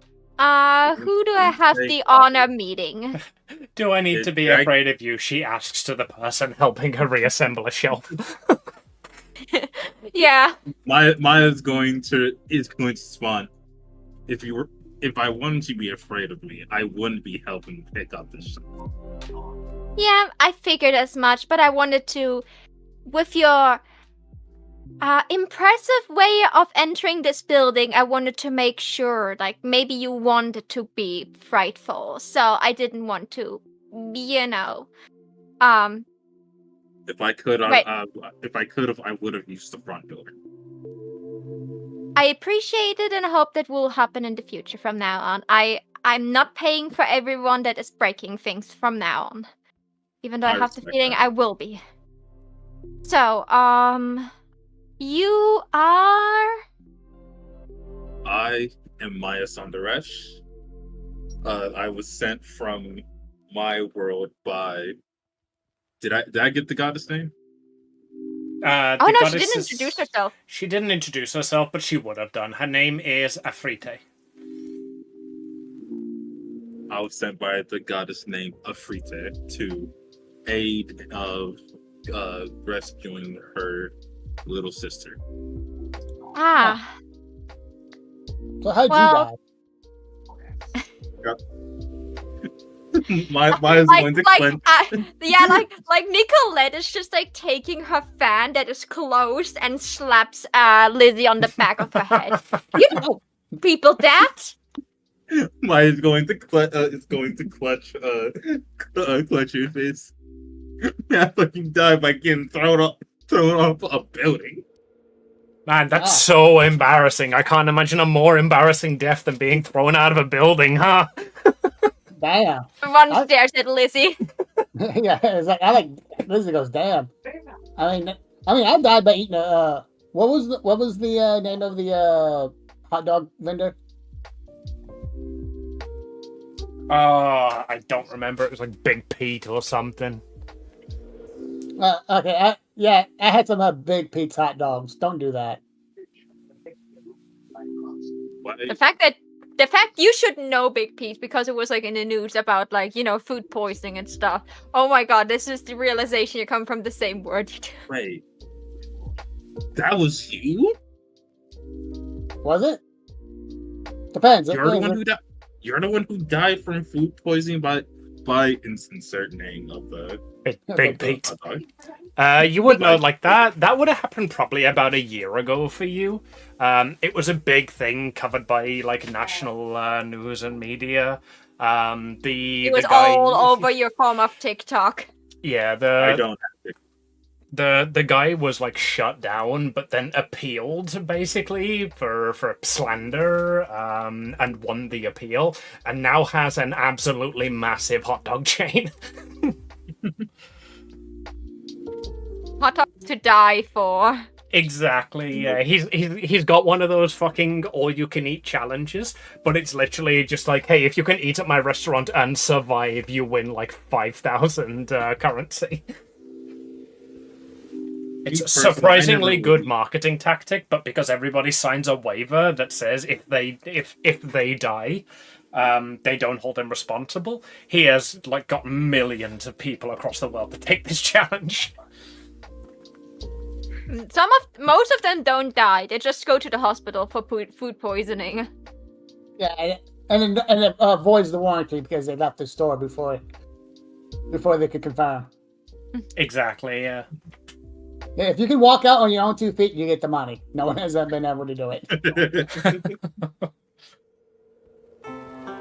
I personally never tried his hot dogs, but I kept on seeing people were saying that after they ate them, they had to go to the hospital. Wait, does this mean you two come from the same universe?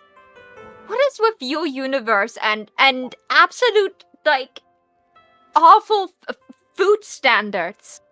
Is the country you come from poor? Do you have like an awful ruler that is not like having good guidelines on how food is supposed to be stored?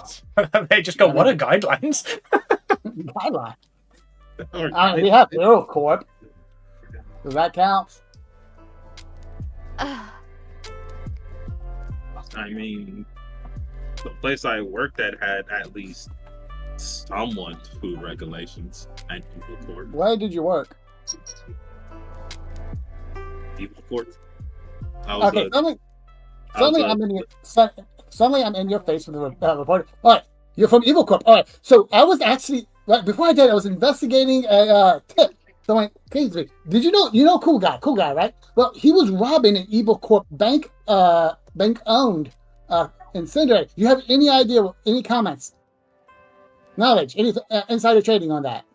And as she's talking, I already like have her at the back of her coat and drag her out of Maya's face. Which is actually kind of easy because she's still on roller skates. Yes, that's why she's doing it. She's just like pulling her backwards. Miss Lizzie, personal space, that is certainly a word that should be in your dictionary somewhere. It is incredibly rude to get this up close to someone. You know, this seems like something Sunny would do in another universe. Yeah. That's why Sunny is playing her. if I would meet Sunny at any point in my life, I know that Sunny would probably get way too close into my face for the first time, and I would not be weirded out by it because I expect it. Oh God, I've created a reputation. I don't know how I feel about it. Yes, you have. Not a good one, but you have a reputation.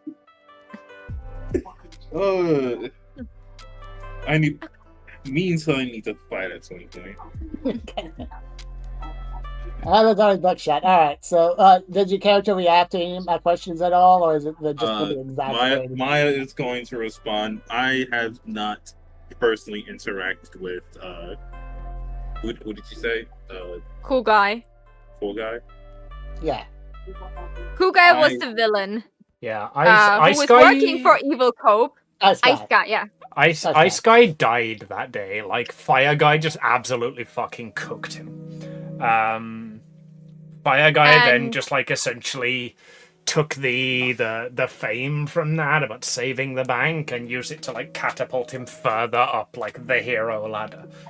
To become, like, the protector of the city and the great and powerful Fire Guy, slayer of Ice Guy. Yeah, he also just, like, the money that Ice Guy was supposed to rob from the bank, Fire Guy just took as, like, payment for saving the bank. Maya's going to respond with, I personally have not interacted with Ice Guy. I was one of the head researchers in research and technology. But in the same breath as Maya's cleaning up the mess, that guy, Fire Guy, is an absolute dick. Agreed. Okay.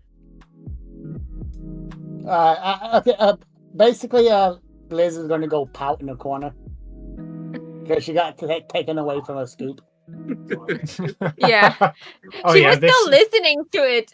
It was just like she was like dragged away to like a normal like talking distance, you know, like don't get into people's faces. I think she meant taken away from a scoop by dying. Like that would have been the fucking scoop of the century. The tip paid off. She would have had like the expose on Fire Guy if she'd have kept investigating that. Like, it will be okay, Miss Lizzie. I'm pretty sure you'll find an abundance of unethical heroes in this world. You can write as many exposés of as you want. Oh, speaking of unethical, did we even go break into his house? I would consider it. He's looking for chickens. I'm worried that this world has not many chickens. We could spread the rumor that like someone came into this village with Excalibur or with a chicken or maybe even both, and then we just like hope he comes back home if the rumor spreads. Looks at Lizzie. Do you think your newspaper could publish like a news report on like heroes that find the legendary sword Excalibur while also having a pet chicken with them? I can do that.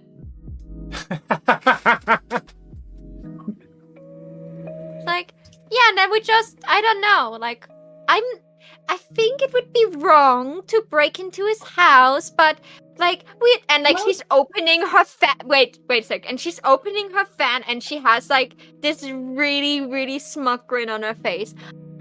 But it's for the greater good, and we have to make sure that he didn't trap the little goddess that he was taking with him in his basement.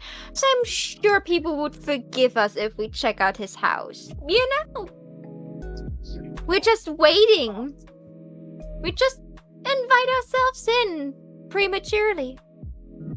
And she fans herself, having this expression of knowing that this is not right, but she thinks it's okay because she has probably enough money to pay him to shut the fuck up.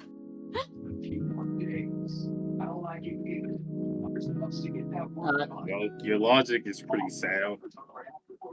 Let's do it. And she looks at Azuk and you wouldn't mind that, right, Azuk?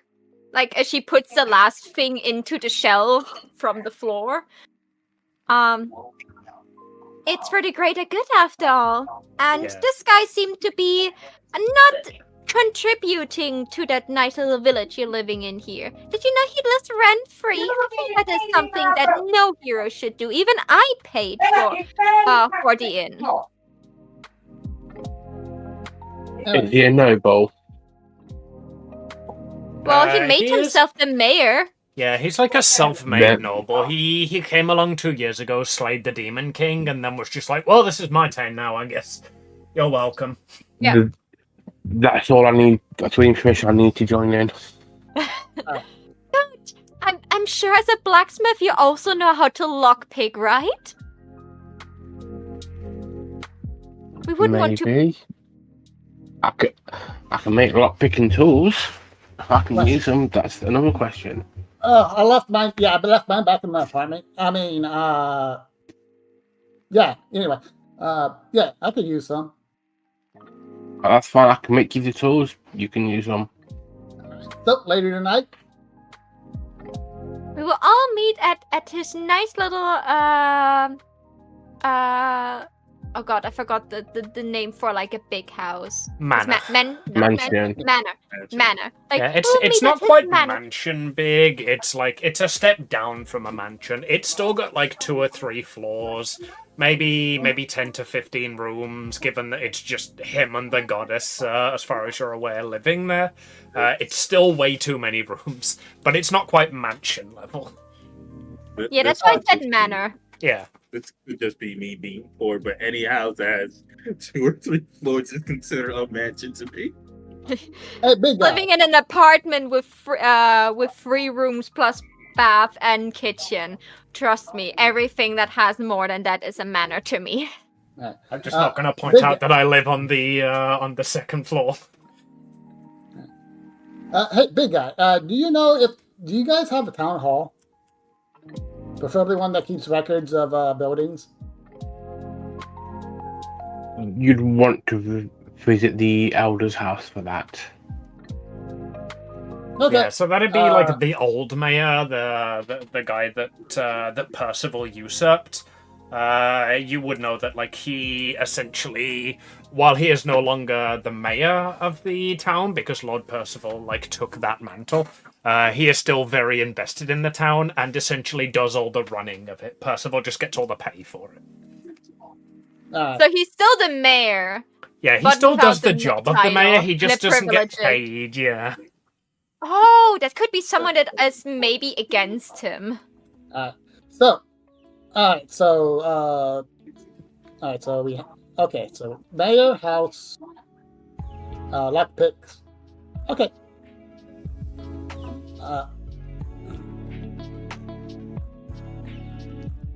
All right, so Liz is going to grab Eden's character. Delilah. Okay, Delilah. What's Delilah look like?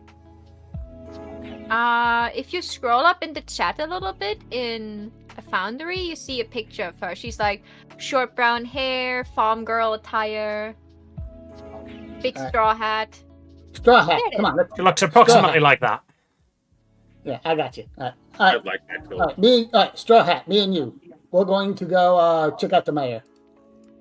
Gundam. Gundam. Ball gown. Azog. Yes.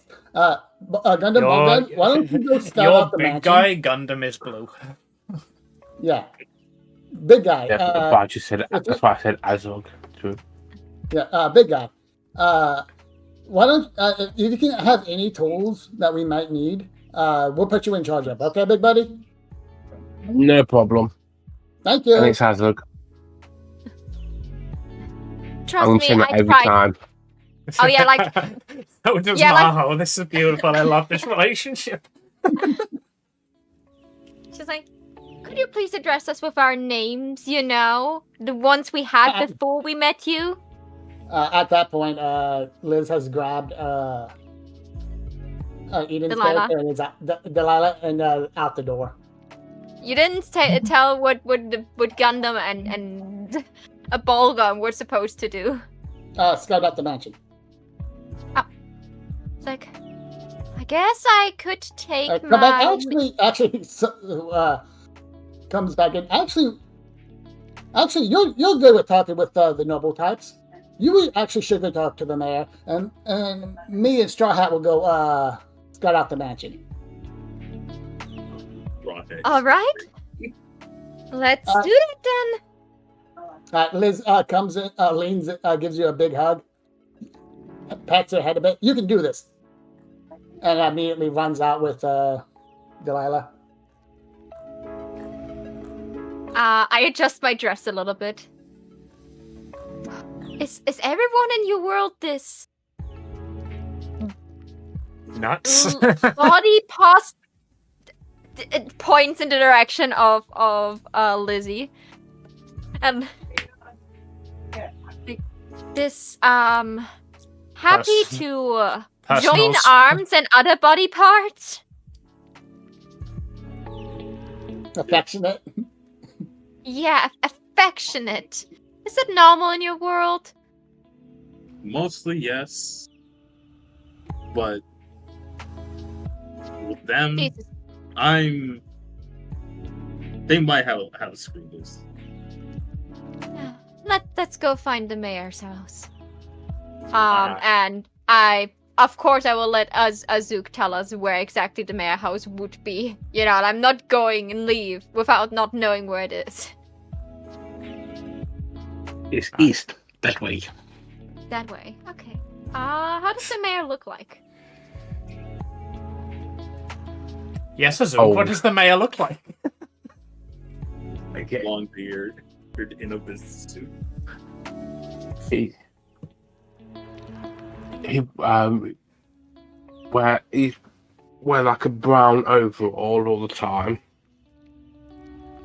It's like a long coat. He wears. He's got his twisty walking stick and a quite unkempt beard, white beard. Are you describing John Hammond? Who? John Hammond from Jurassic Park. As soon as I said who, I knew instantly who it was. No, I'm not. But that could do. I think we got ourselves a look. Welcome So- to Shoulda Prep Park.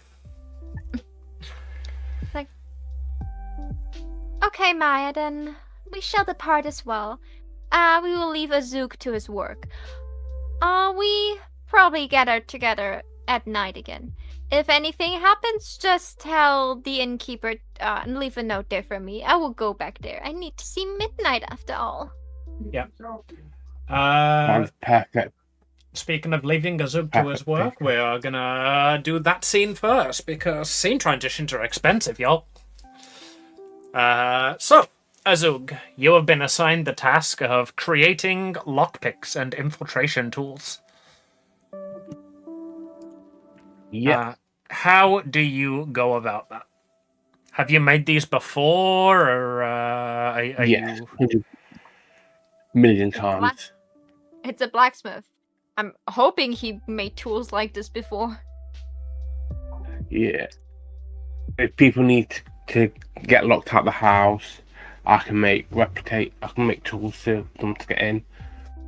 I do that on a daily basis. That sounds completely logical. I will allow you to make the lockpicking tools without a roll then. Okay. Are you going to be making anything else? Anything else useful, or? More of. We just really need the tools. No, that'd be like making 5 lots of tools just in case. Yeah, it's making some tools, making some spares. Yeah, that's completely fine. Is there anything else you want to do while you've got access to your forge, or shall we move on to the next group? I'm gonna look around my shop, and so I'm gonna reinforce my shelving, muttering to myself, saying Yes, these approved. niggas know nothing around here. Approved. I will definitely allow that. You spend a decent amount of time re-bracketing your shelves. Doing something about the hole in your ceiling too. Oh yeah, there's a hole in your ceiling. That's out of my jurisdiction. I'm a blacksmith, not a carpenter.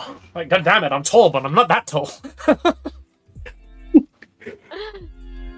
No, I'll be hiring someone on your expenses to repair that.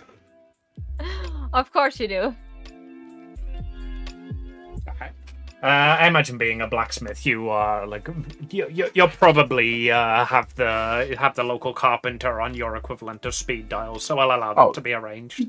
Yeah, I've got my connection to. We do too much. It's going to be a free job because I do stuff for him to do stuff for me. You know, we pay and trade.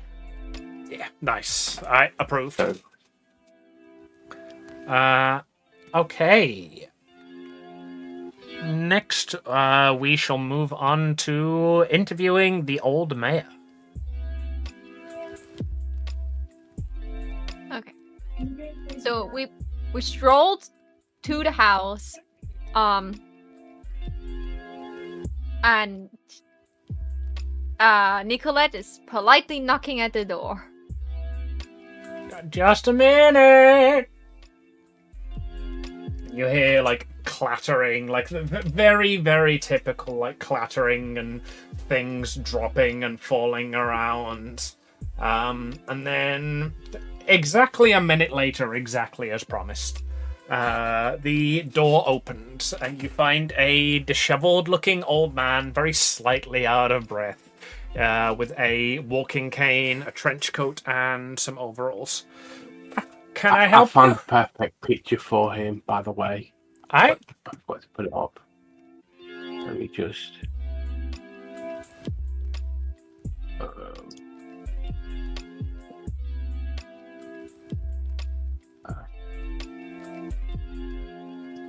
Not let me. I'm downloaded. I've restarted my PC. I haven't downloaded, guys. I have to screenshot it yet.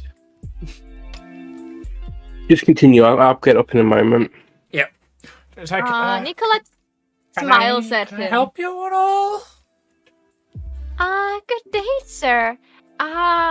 We heard that you used to be the mayor. We had a couple of questions about a house. So we thought you could maybe I can get so you- kind I can and get- help us. I can certainly get you a place in the village. We're always looking for more people here. Let's you'll want to talk to Rhonda, the estate agent. She's just 2 streets down and on the first on the left. No, Rhonda's Realty. it's about a house that is already owned. Could we You make know what? Rhonda's good at her job. I think she could probably get it for you if it's already owned. Okay, that would be so nice. It's actually that, and she points at the probably like on the hill, like perfect placement for the mayor's house. It's actually this building over there. Unfortunately, Missy, believe you me, I've been trying to gain access to that house for many a year now, and by many I mean 2. Oh, That used to be my own house, you see? Oh, but why are you living in this small, pitiful building now when this could be your house?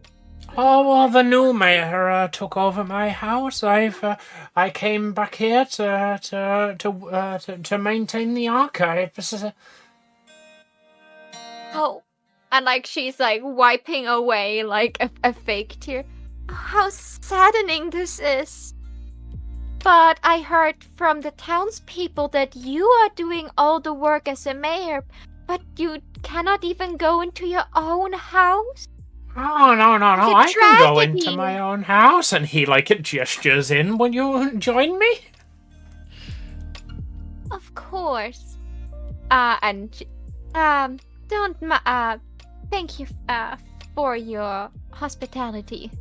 And she comes inside with Maya, making sure that yeah, I'm not too sure about this. It's been a while since we've had a clanker around here. Oh, don't worry. They're trustworthy. Mine is going to stare straight daggers at this old man. That got me so good. Very well, I'll take your word for it. We've got some nice cookies and some tea, and I'll see if we've got some, I don't know, what is it you guys drink? Oil? I've probably got some nuts and or bolts around here.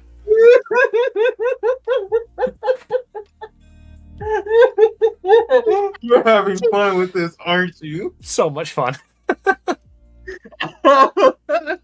Oh. He sounds absolutely delightful. And Nicolette is just like taking a seat. Like she sits there like all elegantly. She has like this aura of, you know, like she already owns this place, but like in a polite way, not in a stealing way. Yeah, She's like like- as a mayor, he definitely recognizes like the aura of class that you're putting off right now. Yeah. He brings you out like a tea and like a dainty little cup. You can see that he has gone and got like his best china for you. He makes sure to pour in the correct socially acceptable way, whatever that is. She's like, oh, you can be comfortable around me, but it's nice to see that some people still know how to pour the perfect cup of tea. And she takes like a very elegant sip. My mother Is always the used tea to good? say manners cost nothing. The tea is actually quite good, yeah. Oh god, she like for a moment she looks like she's in heaven because since she arrived there, this is the first time she actually gets something good in months. She's like, I'm gonna be mean. Roll a D100. See if it burns Right. out. Oh, all right. Yeah, there's no hair in it. It's good tea. It's pretty decent. yeah. It's just I too had- hot in your brain tongue. You can't taste it anymore. Oh no, I'm a lady in like social circles. I know how to drink my tea. And she's like, makes me feel just right at home again. But pray tell, like, how comes that you are doing all the work as a mayor, but not living in the building that is the designated building for the mayor of this lovely town? Oh, well, someone's got to do the work. I don't do it for the pay or the housing. I do it for the love of the townsfolk. But I think you still deserve the recognition for all this hard work. Oh, no. The recognition should go to our great Lord Percival. How wonderful and great he is. He came and slayed the Demon King, don't you know? Heard, but you know, I've been on my fair share of travels as well, and I would have never imagined to ask the town people to just make me the mayor after doing a good deed for them and then not paying or at least doing my job as necessary. At know, this, like- you see, like, his eyes glaze over as he intends to give a response, and then he just sort of blanks on what he was going to say. Oh, Okay, no, he didn't. Oh, wait. Is that read a bad situation or investigate a mystery? Because that is very odd to me, and I'm very much like observing this man as I talk. Monster of the Week is very much about don't ask for rolls, tell me what you do, and I'll tell you what the roll is. I like very much like observed like his entire like while he was speaking, his like body language. So when he just like stopped for a moment and looked confused, I want to like see if I could figure out if that has something to do with like if he just like stopped himself, or if it's like some form of like magic bullshittery, if it's something similar that she saw with Annette who also like just like if it's like a charm thing like Annette had going on that people just like couldn't say anything bad about her as if they were in trance, or if this is just like this person just forgot what they were saying, you know, like trying to understand why he stopped even though he looked very much he wanted to reply to this. Yep. Read a bad situation for that.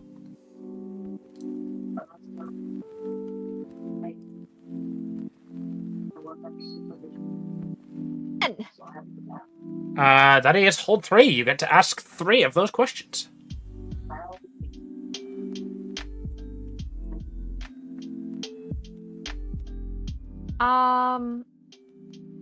Are there any dangers we haven't noticed yet?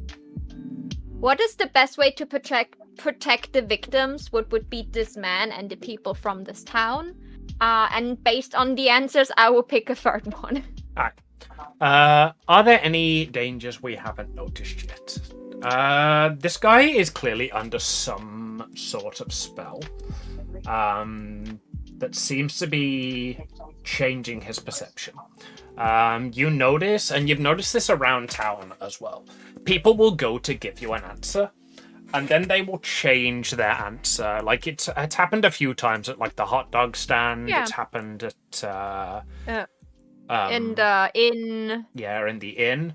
Basically, anytime anybody goes to talk about Lord Percival and what he's done, they visibly change what they're about to say and talk about how great and how wonderful he is and how he saved the town. Okay. What is the best way to protect the victims? Honestly, I don't know how to answer that. But you can tell that this is some sort of enchantment that they're under, and the way forward is probably to break that. If I ask what is the best way out, would it be like the best way out of this situation, or like I would like to know like how, you know, like if I have the feeling, okay, there's something magical going on there. Because if what's the best way in, it would be, okay, then what is the best way into this building to convince this man to let me into Percival's house. Yeah. But if the best way out would be to get in Percival's house and like find out where this enchantment takes place, that would be rather like... Yes. So that is in relation to the bad situation. So asking what would be the best way out would be asking essentially what your best lead would be on finding that. Okay, then I want that as my third question. Yeah, you feel that that as this is in relation to Lord Percival every time, that your best way out would be finding the source of this enchantment that's happening. Okay. And I noticed this, and I exchanged looks with Maya, for a moment, and then I say like under my breath, like so quietly that only Maya, who sits right next to me, can hear it. It's like, I'm not crazy. Please just play along. Like, I see. Yeah, Lord Percival is truly amazing. You know what would make him really happy? I saw that like the manor could like use like some maintenance work, and I knew an absolutely amazing blacksmith who could like help like do the maintenance work in the house and do some cleaning. So when Lord Percival comes back, he would find this house in prestige status. But for that, we would need to, you know, have the blueprints of the house so we don't like accidentally like hit a pipe, or break anything. Do you think he would be happy? It would be an honor for us to serve in that way. I feel like that would be an absolute textbook manipulate someone.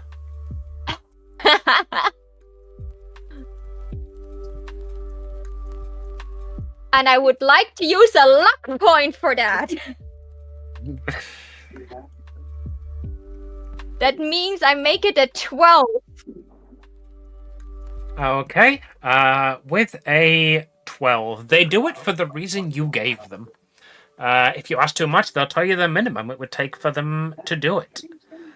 So I think you managed to convince him. You managed to convince him well enough that that you're looking to renovate the place. He's like, well, actually, there's around the back of the villa. See, I know because I used to live there. There's always been this draft that comes through the bedroom. I imagine, and he's gonna like stand up and like waddle off into another room. You hear what sounds like filing cabinets being opened, and then he's gonna like toddle back in with an armful of blueprints. He's gonna put them down on the table in front of you, and you see that it's like the map essentially to the manor. He's gonna point at a room in the back and say, "There, that's where the breeze comes through." Oh, I see. And I will read out to you my luck special because you can maybe vote that in. Luck special. When you spend a point of luck, you will find something weird, maybe even useful. I'll hold on to that. Yeah, I just let you know because I just used it. Yeah. She's like, oh, I see. Thank you so much. Do you think I could borrow this blueprint? I will be sure to return it tomorrow. Oh, I'm sorry. Regulations say I can't take these. I can't allow these to leave the offices. But you're welcome to study them for as long as you think it takes. Oh, I'm sure. And she looks over at Maya and like, do you by chance have like, she's like, no, she looks at me. Do you by chance have like a quill and paper, so I can, do some sketches? My response on the current moment, I do not. But Maya's going to ask the. Oh no, she asked the mayor for the quill and pen. Like I was about to ask Maya if she could help me, but then I realized we needed paper and pen for that, so I asked for that first. But Maya's going to ask what they happen to have any copies of the blueprints for backups. Well, we have backup copies, but again, unfortunately, I'm not allowed to let you take these out. But you're the mayor, don't you run the town? Well, not anymore. Now I take on the duties of the mayor. And unfortunately, the reason this rule came about, you see, is that somebody way back in the day came into the archives and they took blueprints to various houses, and you're never gonna believe this, used them to identify structural parts in the houses that they could later use to break in. How scandalous! How preposterous. Scandalous! Yeah, absolute preposterous. Yeah, of course, like that is something that no one should in their right mind do. Absolutely. Yes.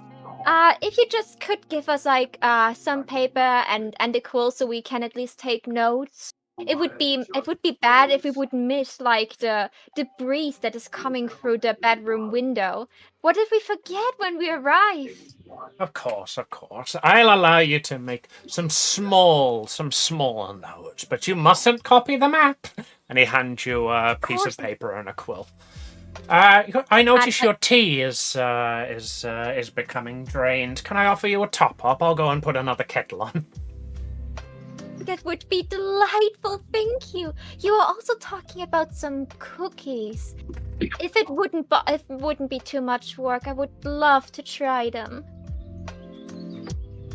He just gestures to the plate of cookies on the table that he's placed the map over.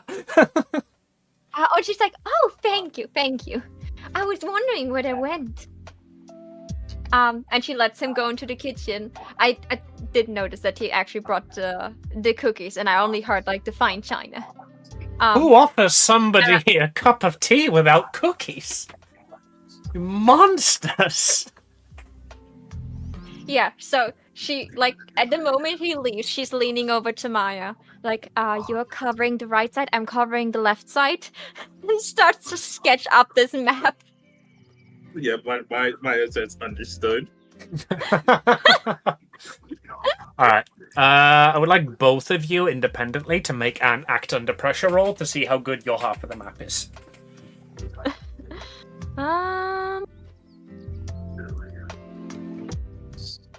That is a miss for Maya. Things go to hell. And a partial success for Nicolette. Alright. Maya, that is a miss, so mark experience. I'm gonna say you've never used a quill before. Like, your world has got pens and paper. Yeah. But you've never used a quill, so you're not used to, like, using an ink pot. So you dip it in, you manage to, like, sketch out a decent approximation of the left half of the blueprint. Maya, as she's trying to do this, she just mumbles how to use these things. Yeah. Like, oh, don't use this much pressure or you will... Yeah, like you bend the tip. you scratch through, you break the tip, and then as you're like, oh my god, what did I do? And you knock the ink pot everywhere, all over your heart.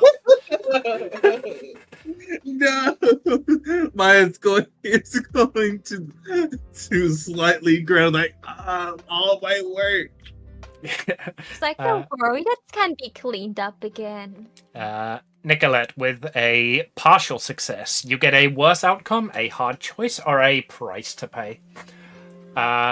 So, as the ink pot like goes everywhere, the mayor turned around.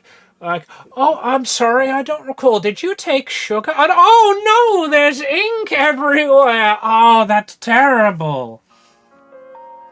Only over our notes, and she's like holds the piece of paper with the amount with that is dripping with ink away from the actual map because she knows she doesn't want to pay that map as well. So she's just like holding this over her dress, is dripping on her dress, and with every drip she looks more annoyed, even though she's still smiling. She's like, "Oh yeah, I'm sorry, I'm such a klutz. I will of course clean that up immediately. I'm so sorry. I will, of course, buy new ink for you, sir." Oh, no. Don't worry, madam. I'll get it cleaned up. And he, takes a dish rag and starts trying to dab up the ink and fix it that way. It starts to pour over the original copy of the map as he's doing it. It's like, oh, no, I'm getting it everywhere. Oh, this is terrible. So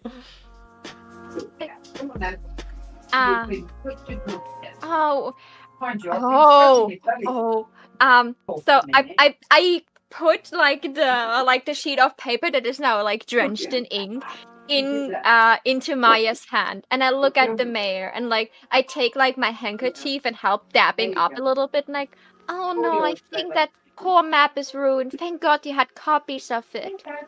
I think that sadly that thing is for the trash now. I will compensate you for this, of course, good sir. Oh, no. Don't you worry. No payment necessary. I'll make sure it's thrown in the trash, just outside of my door in the trash can. We have to recycle, you see. It's the responsible thing for the planet. Oh, that is such a noble thing to do. You know, we have to as you see, my dress, I have to get it washed anyway. Allow me to compensate you. I'm so sorry. It's my ink that's all over your dress. Oh no, it's fine. You gave me such nice tea. So, if we are on the way out anyways, we could just throw away the map for you. We will walk past it anyway. Would you? Oh, you're a darling. The green one is for paper. The green one. Okay, thank you. The tea was delightful. It was so nice talking to you. When we're done with the renovation work, we will come back to you, okay? Oh, of course, of course. Thank you so much. I'm so sorry for getting ink all over your dress. Oh, how terrible. Here, take a cookie for the road. He holds up the cookies. They are covered in ink. And she's like, thank you. Your hospitality warms my heart. Come, Maya. We did enough of a mess. We should clean this up. And she takes the map and looks at the piece of paper that has all the ink on it, and also throw that away. And the green one. Have a good day, sir. And she gets out and opens the green bin and motions that they drop in their attempt of sketching a map. Yeah. And then she folds in weighs a little bit the actual map until she sees that the ink is dry, and she just, after she tested with her finger that the ink is indeed dry, she's folding the map together and just shoves it into her dress top, not in her cleavage. She's just stuffing it until it reaches her corset where it would be safe. Yeah, makes sense. And she's okay, so how about we return to the inn and wash ourselves and get a fresh change of clothes and wait for the others. Maya is currently still upset of the clinker comment. She's it's Clinker. by the way, is it Mrs. Gender neutral mage? So is there a Mr. Maya? Yeah. Miss without the R.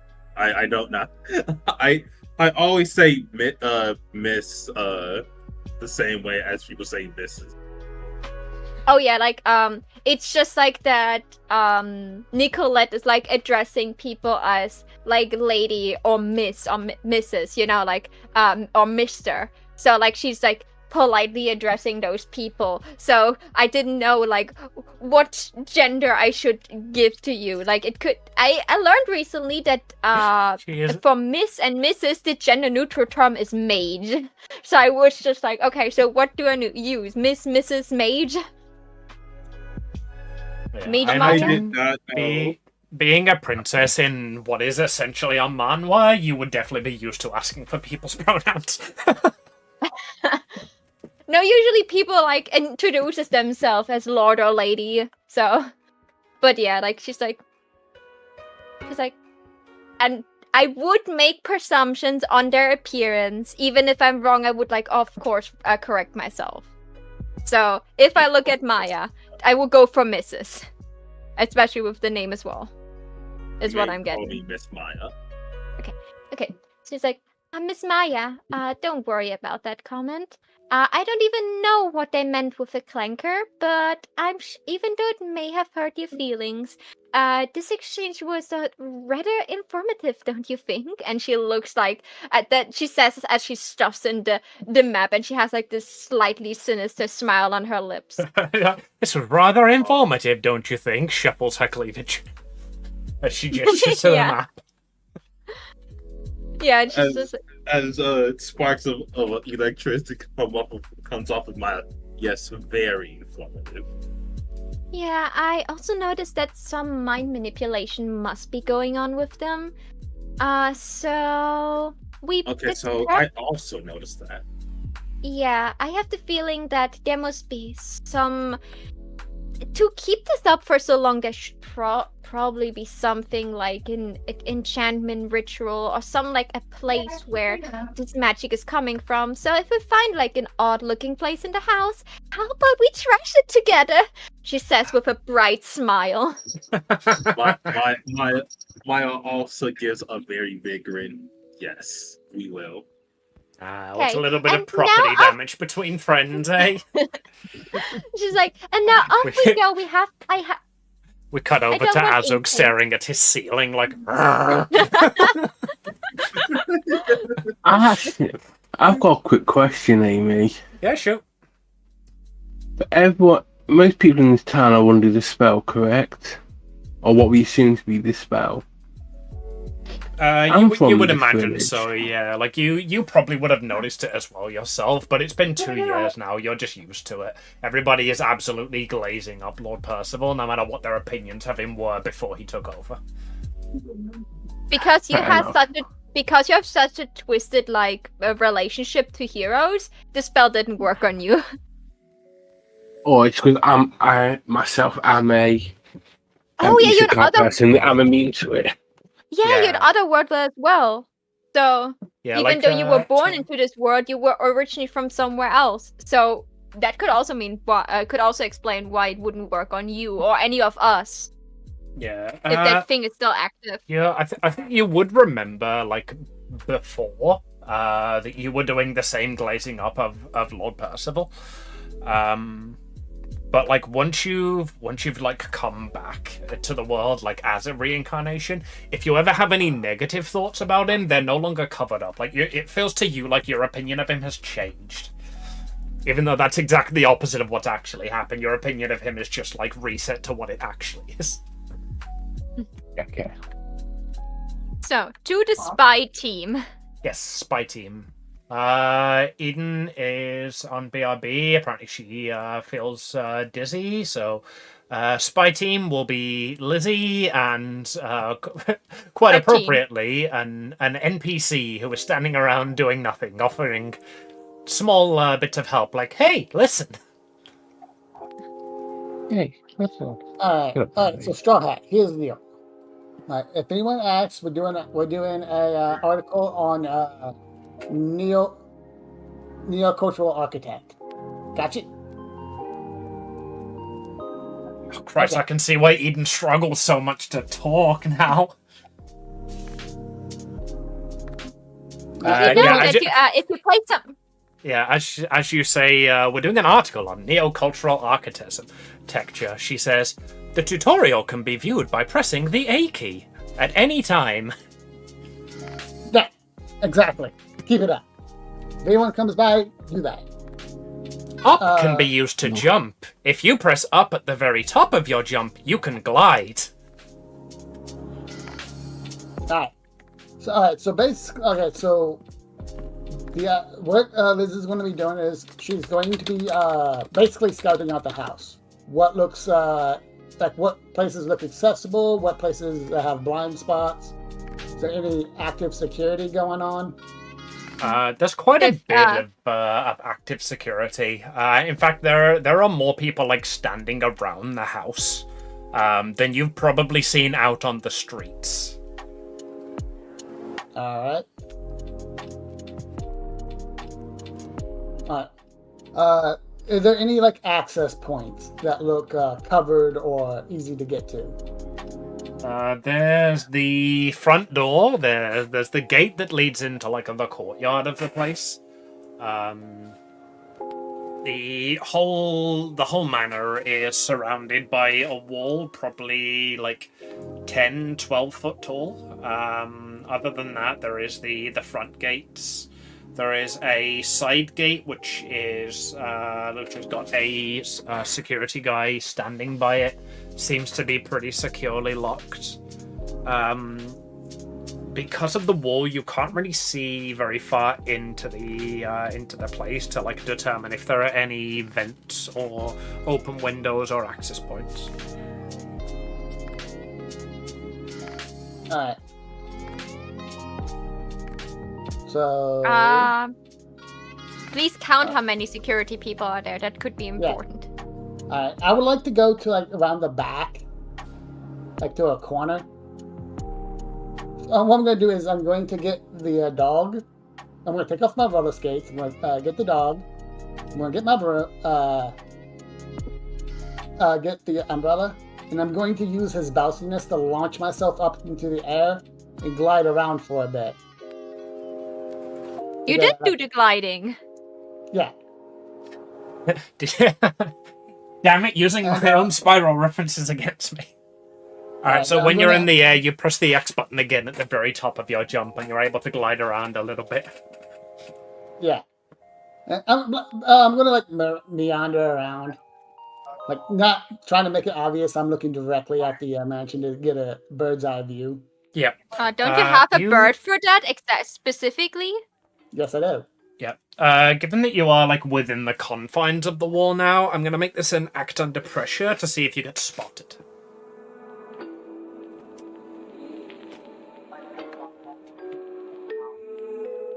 All right.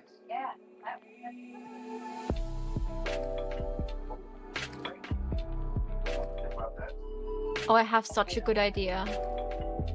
To use like Sunny's and my power together.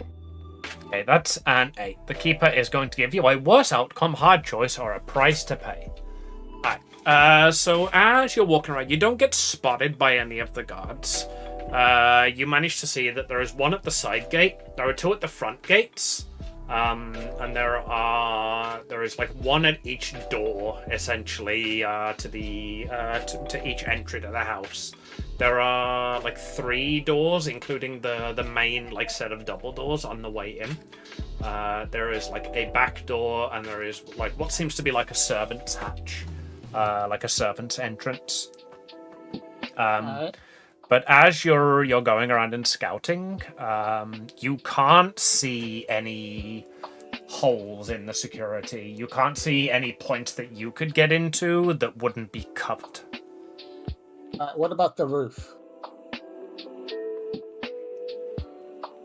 The roof, it is a 3-story building, so I don't think you could be able to bounce up far enough to see the roof or get a good angle on the roof from where you are.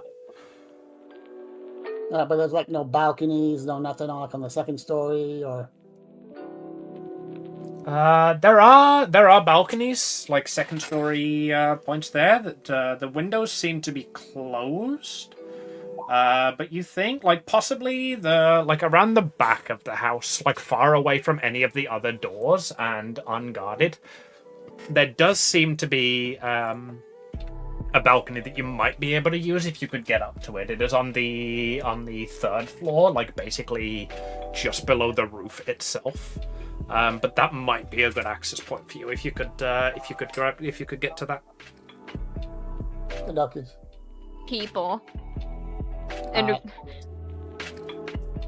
Is there anything else? Do I need to do anything else while I'm doing this? No, I think your first act under pressure should cover like whether you've been spotted or not. The fact that you've only managed to identify 1 access point, and it's probably the most inconvenient, I think is a good enough hard price to pay. Sunny, do you also see the opportunity of using your what is this sheet of paper called that you have? The psychic paper. The psychic paper and dress to impress. Do we both see the opportunity that is there? Yeah, but I'm not going to take that up. I'm going to hold on to that for like emergencies. All right. As I'm slowly floating down, I realize, wait a minute, I have a camera bird. All right. I'm gonna go get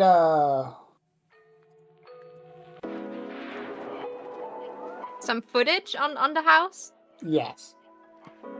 Or do you spy on or do you just like keep the bird there to spy like how the security is moving? I'm gonna keep basically have the bird stay there, fly around the house to get angles I couldn't, and basically keep an eye on like the security movements. Yeah. Before I grab Yeah, as they do that, and like later on you review the footage, you can see that the security basically doesn't move. They essentially are like posted to their stations, and there aren't any patrol routes per se. You also can't really see any other good access points, but you have now got like a more thorough like view of the whole place. The balcony that you managed to identify is one that has got like double doors out to it. to give like a view over the rolling wheat fields that you can just see over the wall. But all of the other windows are like, windows. And all of the other doors are guarded because they're on the ground floor. Alright. Well, I got my info. Alright. How are you getting out? You're gonna bounce up over the wall again? Yep. Alright. Give me read a bad situation.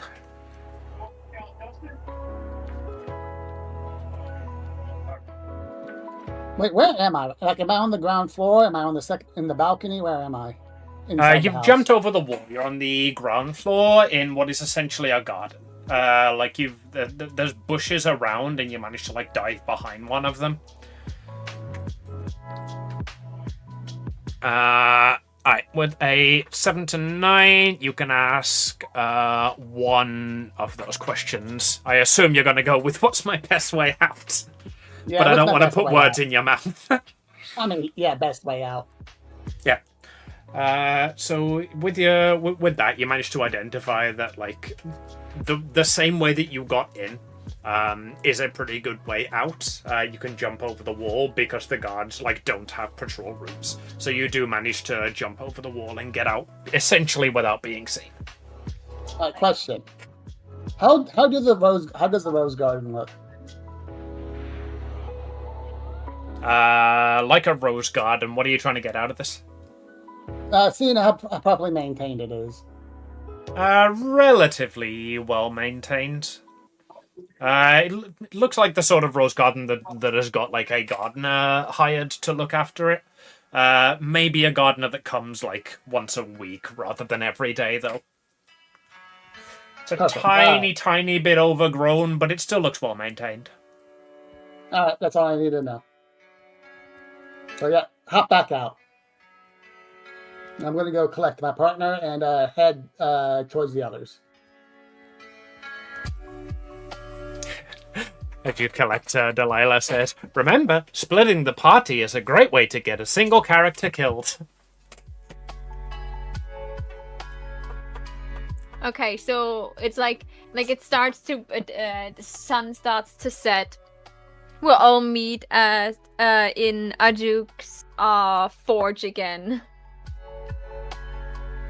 For some reason, Nicolette is wearing a different dress than earlier, and so does Maya. Maya's dress looks pretty fancy.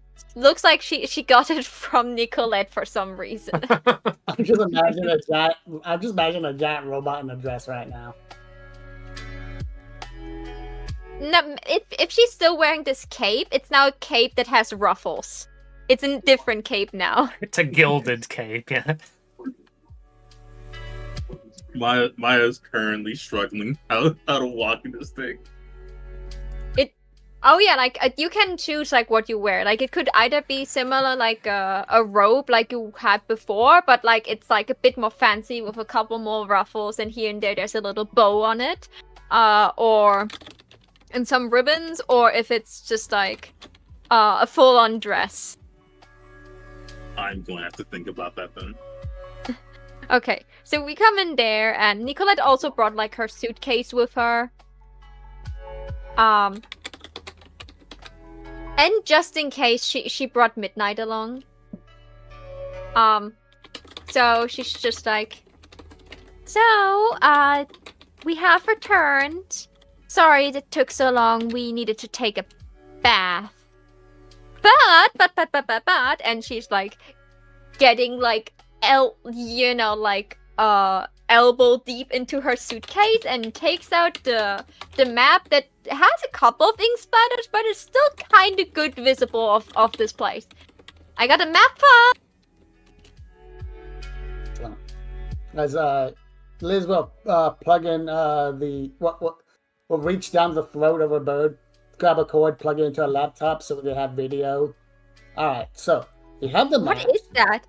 Okay, like you start to explain, but Nicolette is just staring at that thing, like this is more witchcraft than like anything she have ever seen. You got service here? Yes. Apparently. What is that? How's it moving inside there? And Yeah, she's let me- like, Let me look up your hotspot. she's staring at that. All right. So we get pointing out the guards using the map. What were you able to glean from the mayor? Well, we told him that we are doing some maintenance work on the building to, surprise Lord Farquaad. I'm sorry, I forgot his name. Lord Percival. Percival. Also, I figured out, looking back at all the other conversations I had, that they all seem to be under some sort of mind manipulation spell. The fact that it's still active, even though he's not here, maybe means that in somewhere, maybe inside of his house, I don't know, is something that keeps the spell active. So if we see something inside that looks like occultish or something like this, I would recommend trashing it. Gotcha. Also, he said that the back entrance, is, the door's a bit loose, so it's not really good to be locked. And also the window, of the master bedroom and over here, he said that there's wind coming through, so that could mean that the window could be easily opened. Alright. And, alright, so the guard... With that information paired with your essentially drone footage, you're able to identify that the master bedroom, where there is a draft coming through, is where the balcony is that you've already identified. It does, however, seem like the loose back door is still loose but guarded. Alright. And I'm going to point out, the blind spots. Alright, so I got over the wall here. There are no patrols, so we should be safe here. The issue is how to get to the second-story balcony. Unless we want to try to go through the back door. Yep. As you identify the footage and the map, you do see that the spot that you came in from, where there are no guard patrol routes, is in essentially the back right corner. In order to get to the balcony, you would have to go past one of the back doors that is guarded. And the same story for if you were to go over the wall at that point where the balcony is. That does intersect with a guard patrol, not a guard patrol route, but a guard station, essentially. So it's all guarded. We could either and she's crossing her legs, in when you take your leg and you do the entire circle before you cross it, very dramatic. She's like, so we could either try to get in and avoiding the guards as best as we could, and she points at the place where there was a guard supposed to be, and she circles it with her finger. We just knock that guy out. If he's not there, he cannot guard the door, and it seems to be only one guy. You tell me, Amy, is there one guy that guards the back door or two? There's one guy guarding the back door, two guys guarding the front door, and one guy guarding the side entrance. So the one that you would have to go to pass is the guy guarding the back door. Do you know? Hey, big guy. Ooh. Hey, big guy. Yeah, sorry, I have my mic muted. How good is your teleport? So say again. How good is your teleport? If I'm teleporting myself, it's easy to use there and back, whatever I want. But if I want to teleport other people with me,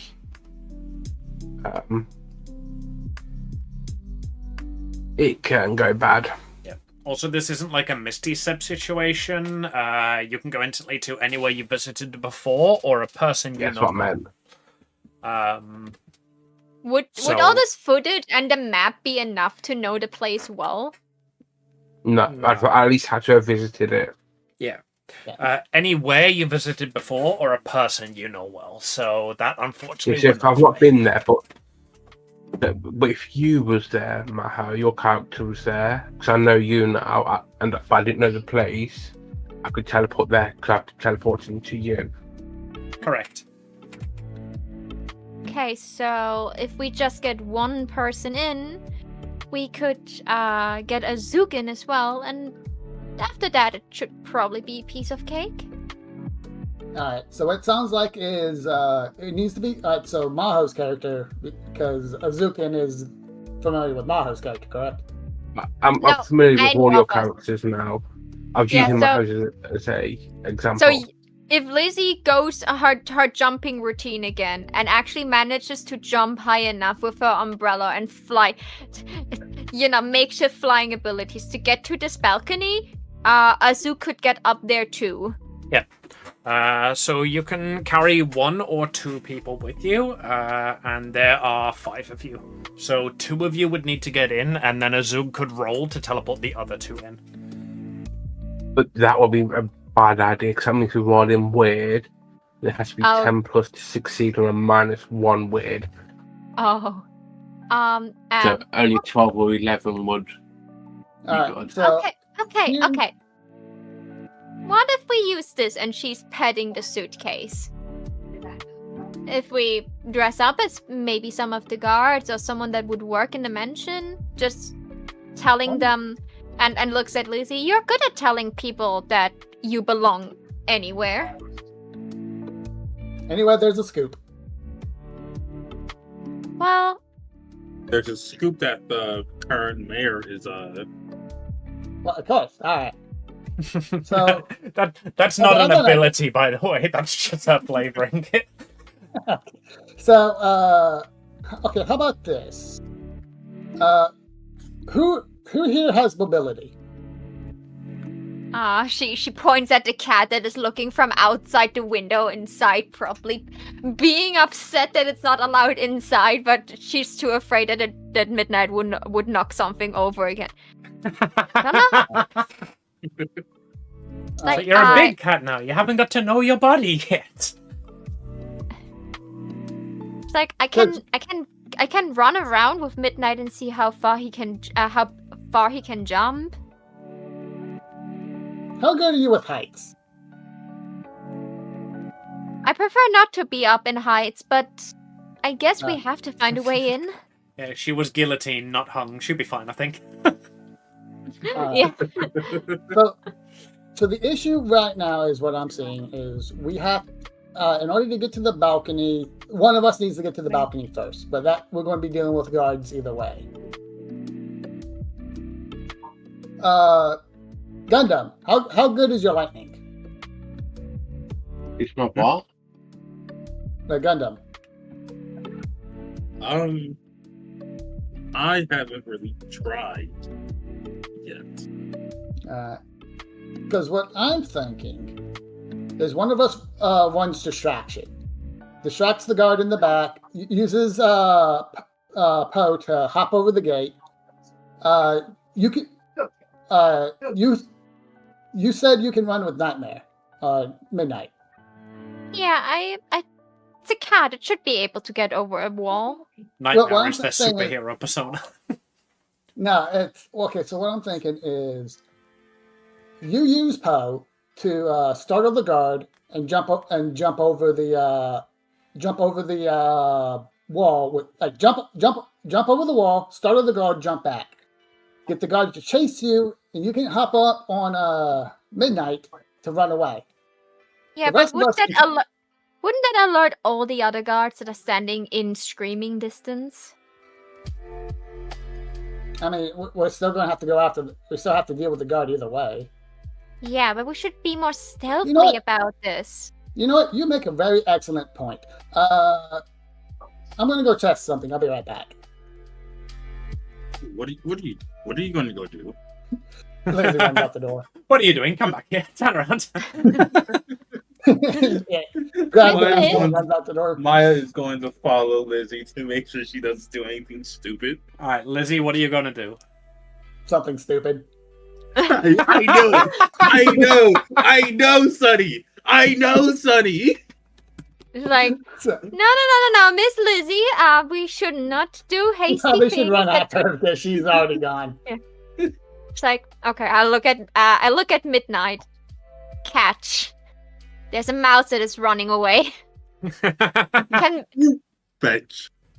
All right. okay. Midnight chases after her and attempts to stop Lizzie. Lizzie, what are you gonna do? But, That's- okay, so depends. Does Lizzie get to the mansion before Midnight catches up with her?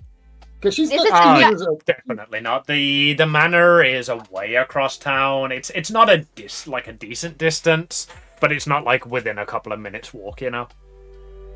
Yeah, of course I'm using my umbrella to move. She doesn't stop using her umbrella to move. So who's faster, the umbrella or the cat? Well, my cat is officially counts as a vehicle. So does my umbrella. How big is your cat? Oh, Big enough to- Midnight is a ginormous panther. Yeah, Midnight I is can a ride dire on panther. it. All of you could ride on it if you wanted. Yeah, so Yeah, that's- basically it's That's why I who's taught my faster. cat to catch. All right. Also- Both of you roll me a D100. We'll find out who's quicker. Highest roll is quicker.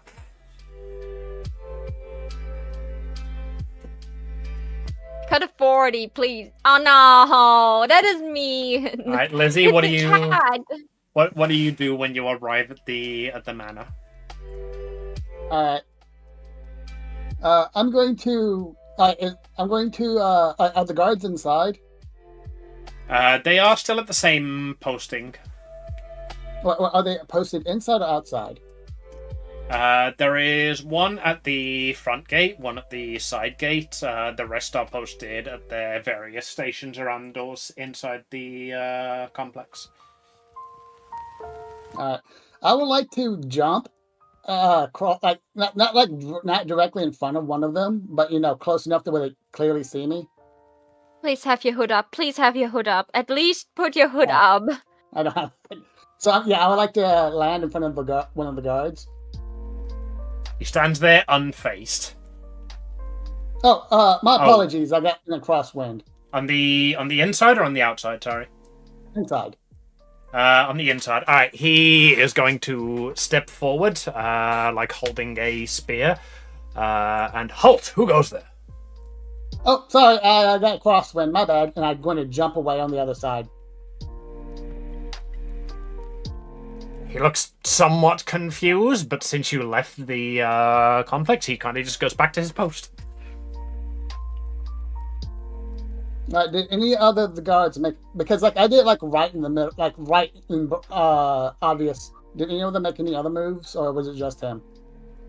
I don't think you gave him enough time to alert everyone else. Also, you immediately made yourself known that it was a mistake, and you immediately left, so there was no reason for him to call the other guards. You do, however, felt feel like like you if there was some sort of meter in the top corner displaying guard alertness level, that has just increased. Okay. Midnight probably caught up to you now and just grabbing you by the jacket and just carrying you back like a freshly caught bird. Very excited over that it did its job. Question. All right. So, how alert did the guard look? Did it look like a actual person reacting, or was it that whole? Oh, you think those are NPC. real human beings? Yeah, he looked like an actual person reacting. He looked incredibly confused about why you landed in front of him and then immediately left. But he was actually reacting. Yeah, he pointed a spear at you. All right. So there are a lot of people. So that means they probably would alert. Now, Midnight, Vendor. Huh? No, wait, no. Midnight is still running back with you, by the raincoat. Wait, donuts. Roar? Let's get donuts.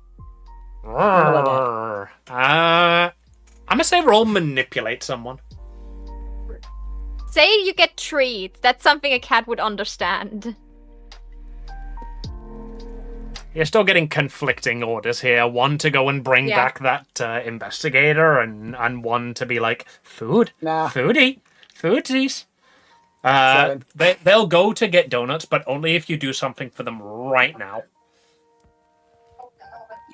Is there any meats or treats or anything like that? You tell me, do you have any meat or treats on you? No, like a vendor or seller. It's For that, later in the midnight would night, be- so I imagine most of the cart would have closed. There's probably a restaurant or two open that you pass. Yeah, but for that, Midnight would have to put you down. Yeah. Ooh. Yeah. I just pointed to the restaurant. I'll get you some. Yeah, like any other open restaurants. Like I'm feeling peckish. Let's get some treats. Yeah, I think you don't have to Midnight cut me down. stops very slightly, looks at the restaurant, and then looks in the direction of the blacksmiths. And I'm gonna say that Midnight continues carrying you back home. Oh. Okay. She sulks.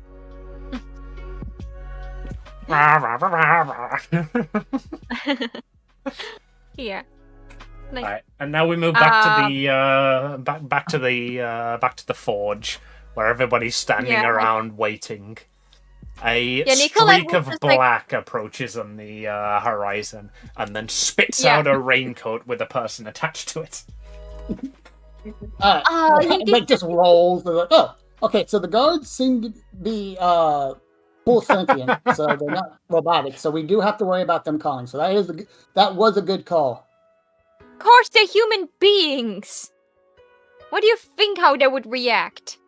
I mean, they were standing still for so long. Maybe they were Yeah, golems. because they were on guard pose.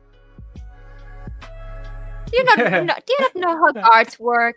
They might have I been mean, you- robots. Maya goes, "Hey." I mean, hey, I mean, the ones I know usually are asleep or reading nudie magazines, but you know, Excuse me? Preposterous.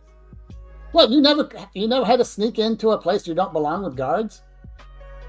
No. Because I have authorization. Eden's character yeah. goes, "If you crouch in the shadows, you may be undetectable." All right.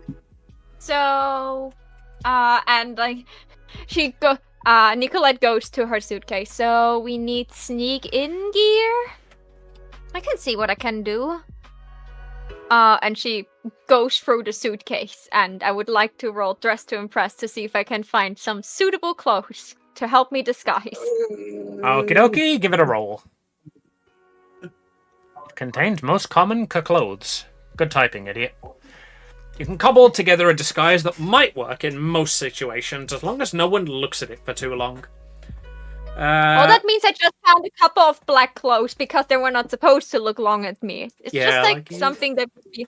You don't find any other form-fitting lycra catsuits with advanced camouflage, but you do have a couple of like baggy black dresses and some jumpers and trousers that you can just distribute to help people blend in against the shadows. Yeah, she's just like handing out black clothes. And like, she's like, I'm sorry that they're not like completely fitting and I don't have the fitting jewelry for them, but I think that should work for at least the purpose we need them for. And I've got black clothes, but I can't accessorize. I'm sorry. it's like she has exactly one black necklace and she puts it on herself. She's like she's talking about that she cannot accessorize things. Amelia has a black necklace in her hand. Well, except for this one, but this is mine. I need to at least look kind of decently. If I get caught, I don't want to look like a peasant.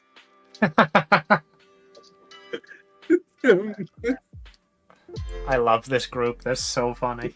Do you say that for everyone to hear? Oh yeah, she's very much not hiding that she is royalty. she's Blue. Do you know like those like villainous animes where like, oh, I got reincarnated as the villainess or something like this? This is the character I'm playing. I'm a villainess from like a dating game for girls. The moment you say you don't want to look like a peasant, Maya slowly turns her head. Like, what? Did I ever look in your eyes like a peasant to you? I know how to. I never really cared what you were. Just hearing people use the word peasant in this day and age is just surprising me. But everybody else is Nick. putting on like baggy black clothing. You've just got a form-fitting black dress and a black necklace. Like, this will do to sneak in. You pull out a pair of heels and you're like, no, that'd be too impractical. So you pull out a pair of wedges instead. Alright. So I would just imagine everyone in these black stealthy clothes, and you just got Liz over there with a raincoat over top, a bright yellow raincoat. She's like, lady. Yeah, you're still wearing the black clothes, but you've just got the raincoat on top. Yes. Okay. Can I look if I find like a black raincoat for her, or is that because of the 7 not possible?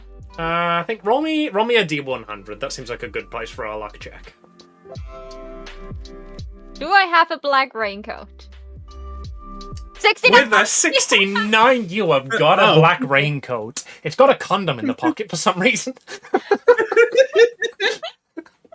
Like, I take out a black raincoat, like, I think this raincoat would be more sophisticating for the occasion today.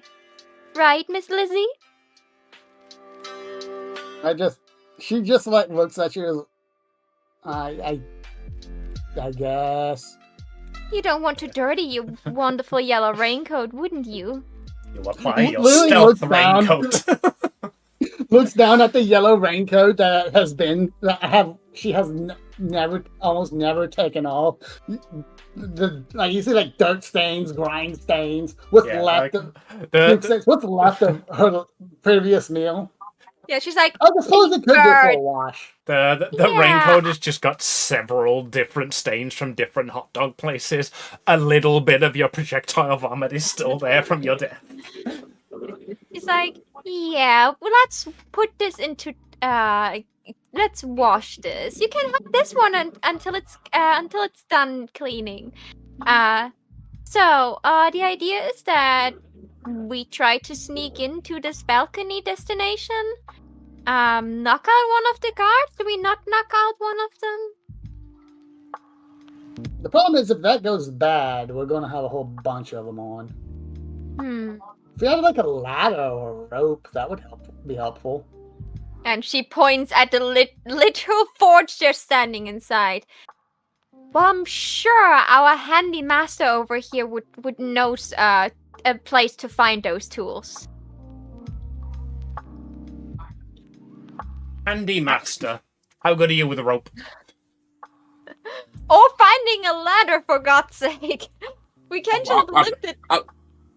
I'll have a ladder in my forge somewhere. It's like... There will be a ladder in this house, 100%. Yeah, like if Miss Lily would jump over the wall. You've already hired the carpenter. He's come in, he's set up, he's got like his painting supplies on the roof. There's just a ladder in the middle of your house going up to the top floor. And you're just like, do you have a ladder? And you just sort of like look to the side at the ladder you're standing next to. Excellent. That means we're all prepared. The tool's ready. Oh, yeah. That was ready within a couple of minutes. Yes, exaggeration, but yeah, they're ready. Perfect. I actually already had a set. I've been sitting here relaxing. Yeah, I had a little nap while I was waiting for you guys. Yeah, like you were probably eating your dinner while we were doing all the planning. You guys walk in, Uh-huh. put the map down on the table on top of Zook's dinner. All right, so we need to break in here, infiltrate here. Man, I'd be so mad if someone did that to me. You move over to the side table that you've got and start eating your dinner there. Lizzie moves your dinner off, sets up her laptop. Is like, all right, so here's the footage we've got. Man, you would have to get out of my house so quickly. Ufak is already fed up with you guys for the chaos you've done. All you've done is put chaos into his forge. We're sorry, okay? It was not intentional. For most of us. I was summoned here. I'm not responsible for that mess. Achoo! Bless you. Bless you. Gesundheit. Lizzie sneezes when you say that. Yeah, whenever I see you guys, all I think is, now. It's like, oh no, I have to babysit again. They're such a bunch of chaos gremlins. She's like, okay. So, we have the tools we need. We have a ladder. We have, an umbrella. And a giant cat who can jump over the wall. And don't we know where the forget guards are the, positioned. Don't forget it actually presents the giant dog plushie and the raven. And the dog and the plush raven. The plush raven, if it's sentient, it has a shiver going down its spine because it's getting like eyed by the giant cat. Like there are eyes piercing through through that bird, and if you look at Midnight has now dummy, like when the pupils get so big and they get like this stupid I will bounce at you look. This is what this ginormous panther is doing right now. It's just getting drooling slowly just down. a little. It wiggles its butt a little bit, like no, Midnight, we're not jumping on things. Raven's a friend, not food. Exactly. She's like, I will feed you up after this task is done, okay? You get a good meal. Oh god, what do I feed to you now? And she looks at the size. Would a cow sophisticate? Do you want like a full-on cow? I can find a place that can like grill an entire cow. I'm sure of that. Do you feel like steak mignon today with like some like nice side dish? Yeah. By the way, this cat start looking. Sorry, man. By the way, this cat ate also like a prince. This cat was eating food that a commoner wouldn't eat this well as this cat ate so far. Yeah. Yeah. As you're looking around the room for food, I move my plate to hide it from your view. Oh no, I'm not looking around for food. I look around the cat to try to figure out how much food this cat needs now. Fair enough. And I'll be right back 1 minute, Bell wants out. Okay. Yeah, she's... Alright, so are we ready to go? I guess so. So we try to sneak in, and if everything goes wrong, the two big people, our two strong friends we have now will deal with the situation, correct? She says with a smile. Looking at Maya and Azuk as, like... And if we She get will caught, not the deal with punch that. monkeys will deal with it. Well, we do need someone to carry the ladder. And she makes this like look of like all frail small lady and looks at Maya. I'm sure you could help us with that, correct? Like Eden's character goes, to use a ladder, approach it and press the X button. Yes, I'll be able to carry the ladder for you guys. That is absolutely wonderful. Thank you so much for your contribution to this plan. And thank you for your help. That's what I said. I can Alright. see this one's not very bright. With that awkward character interaction, we are gonna jump to maybe 10 minutes in the future as you guys are outside the manor. Okay. So we are at the wall that we figured out would be the least guarded wall. We put up the ladder. I mean, No, wait. Liz is immediately going to jump over. Oh yeah, like we let everyone that doesn't have a vehicle climb up and then like get help down on the other side. I mean, Liz can just let you guys borrow her umbrella. Like Yeah, no. Go get. Wait. I have a good idea. So, Liz goes over to the other side, and then we more or less like lift over the ladder to like, that it like angles downwards on the other side, so Liz can take it, and then we just all get on the big dire panther and jump over. Amy just said it's big enough to fit us all if we cuddle a little bit. Did I just bring this ladder for no reason then? No, we need it for the balcony. Oh. We don't need it for the wall specifically. We need it to get up to the balcony. I gotta put the names for my familiars. Maho, since you're taking the lead there and it's your cat who's jumping over, roll me act under pressure real quick to see if you can successfully get over without making the fucking ladder clank. A worse outcome, a hard choice, or a price to pay. Alright, so Please don't break the ladder. Break the ladder? What a wonderful One moment, don't do anything. I've just got back. Okay. We don't do anything. I want to go back to this forward again quickly. Alright, sure. Okay. Alright, Yeah, I so think it's downstairs. Alright, Poe is my umbrella, Bosch is my dog, and Taz is the crow. Okay. Okay, right, so back and forth. We run about when you're carrying the ladder. And as what's your character name? Nicolette. Maya? Nicolette? Who's carrying the ladder? Oh, Maya's carrying the ladder. Maya. Okay, as Maya approaches the ladder, I say you break it, you buy it. Okay.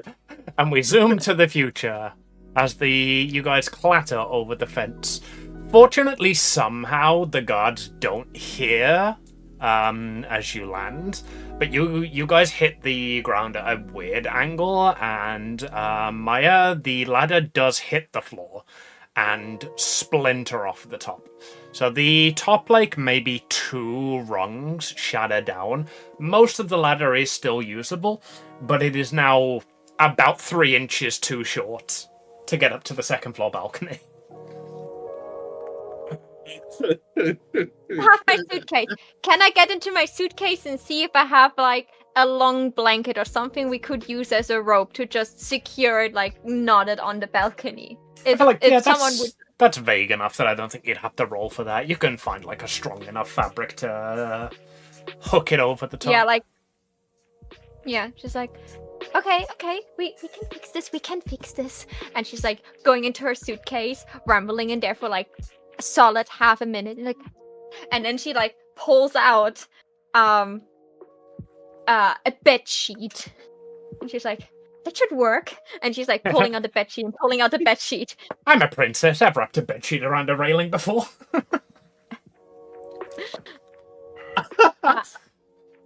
She's like, that is not what I meant. I've just got why you laughed.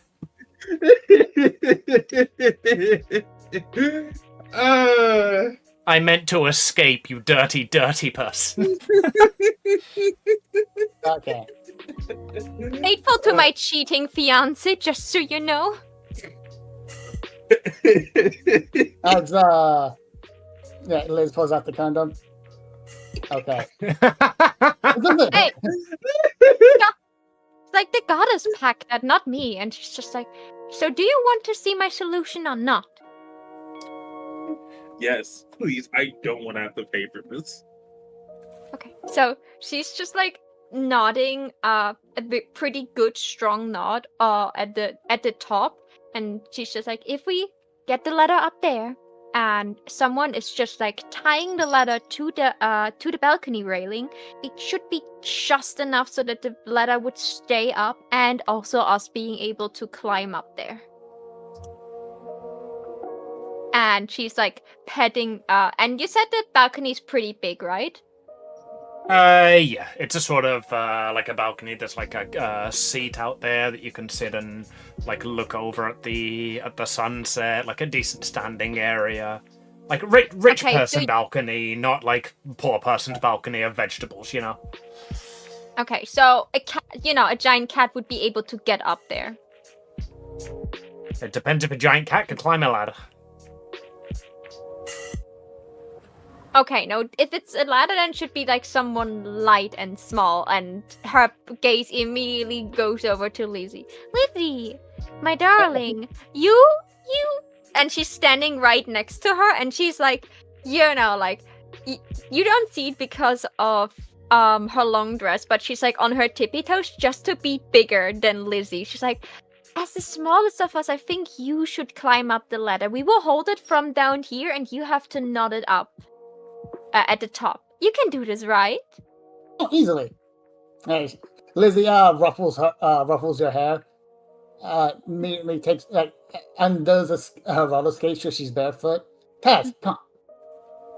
And immediately scrambles up the ladder. Yeah, and I think we all hold the ladder from the bottom, so it's not like moving anywhere. Yep. I think that'd be act under pressure to tie that up at the top. And do I get any help out?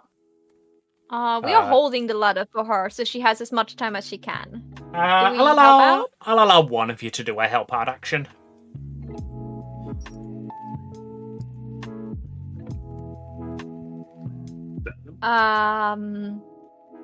I And would no try to pressure, help but out that's a at- 6, so you've got to fucking succeed Okay, here. no, wait. Before I say that, is any one of you like a cool kind of person? Just asking. No. I think you I'm- might have the highest call. Let me see if I have a plus Delilah- one. I have- Delilah's also I got a have a plus plus- 1. Okay. I have the power of heart when fighting monster. Alright, If I'm done you with it. help Carry on, sorry. if you help someone, don't roll plus cool. You automatically hit as if you hit a 10. But we're not fighting a monster. We're about to fight a monster. Yeah, this definitely isn't fighting a monster. Well, I'm just okay. So I'm heading up the. I will try to be Yeah, like somebody- roll. Do a help out. Oh. I'm going Okay, to do that's- that. Miss, you Someone expose sacrifice a yourself luck to point. trouble or danger without helping. Alright. I Things think go to hell. what's gonna happen there is the ladder isn't quite high enough to get up. So all of you guys have got to like collectively hold it in place so that she can climb up to tie the blanket around. Well, Lizzie, okay. as you get to the top, you Okay, attempt hold to on, tie hold the on. blanket around. Wait. Sunny wants to say something. Yeah, Go ahead. I wasn't going to tie the. I was going to get Taz to help tie the blanket because I can't reach, but Taz can fly. So just hold on to the blanket by Taz ties it. I mean, they're still using my score, but I'm just letting you know Taz is the one doing the tying, not me. Well, Okay. it's a bird, so you can't imagine how well this goes. Yeah, no, I mean the outcome is the same. It's just I'm updating you on who's doing the tying. Alright, so Taz flies up, and now I need to figure out a better way to unbreak this. Taz What's the flies up bird? and attempts to tie the blanket around the balcony.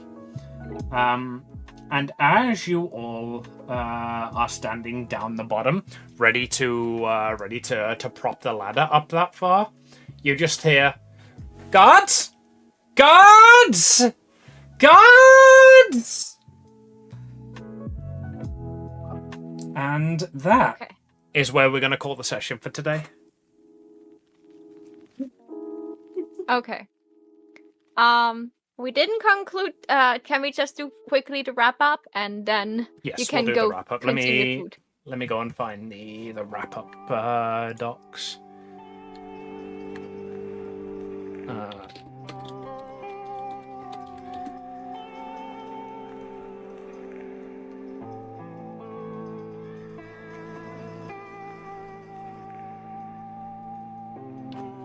Where's the bloody... I thought I had it in my bookmarks, but I don't. Let me go into Sonny's DMs and grab it.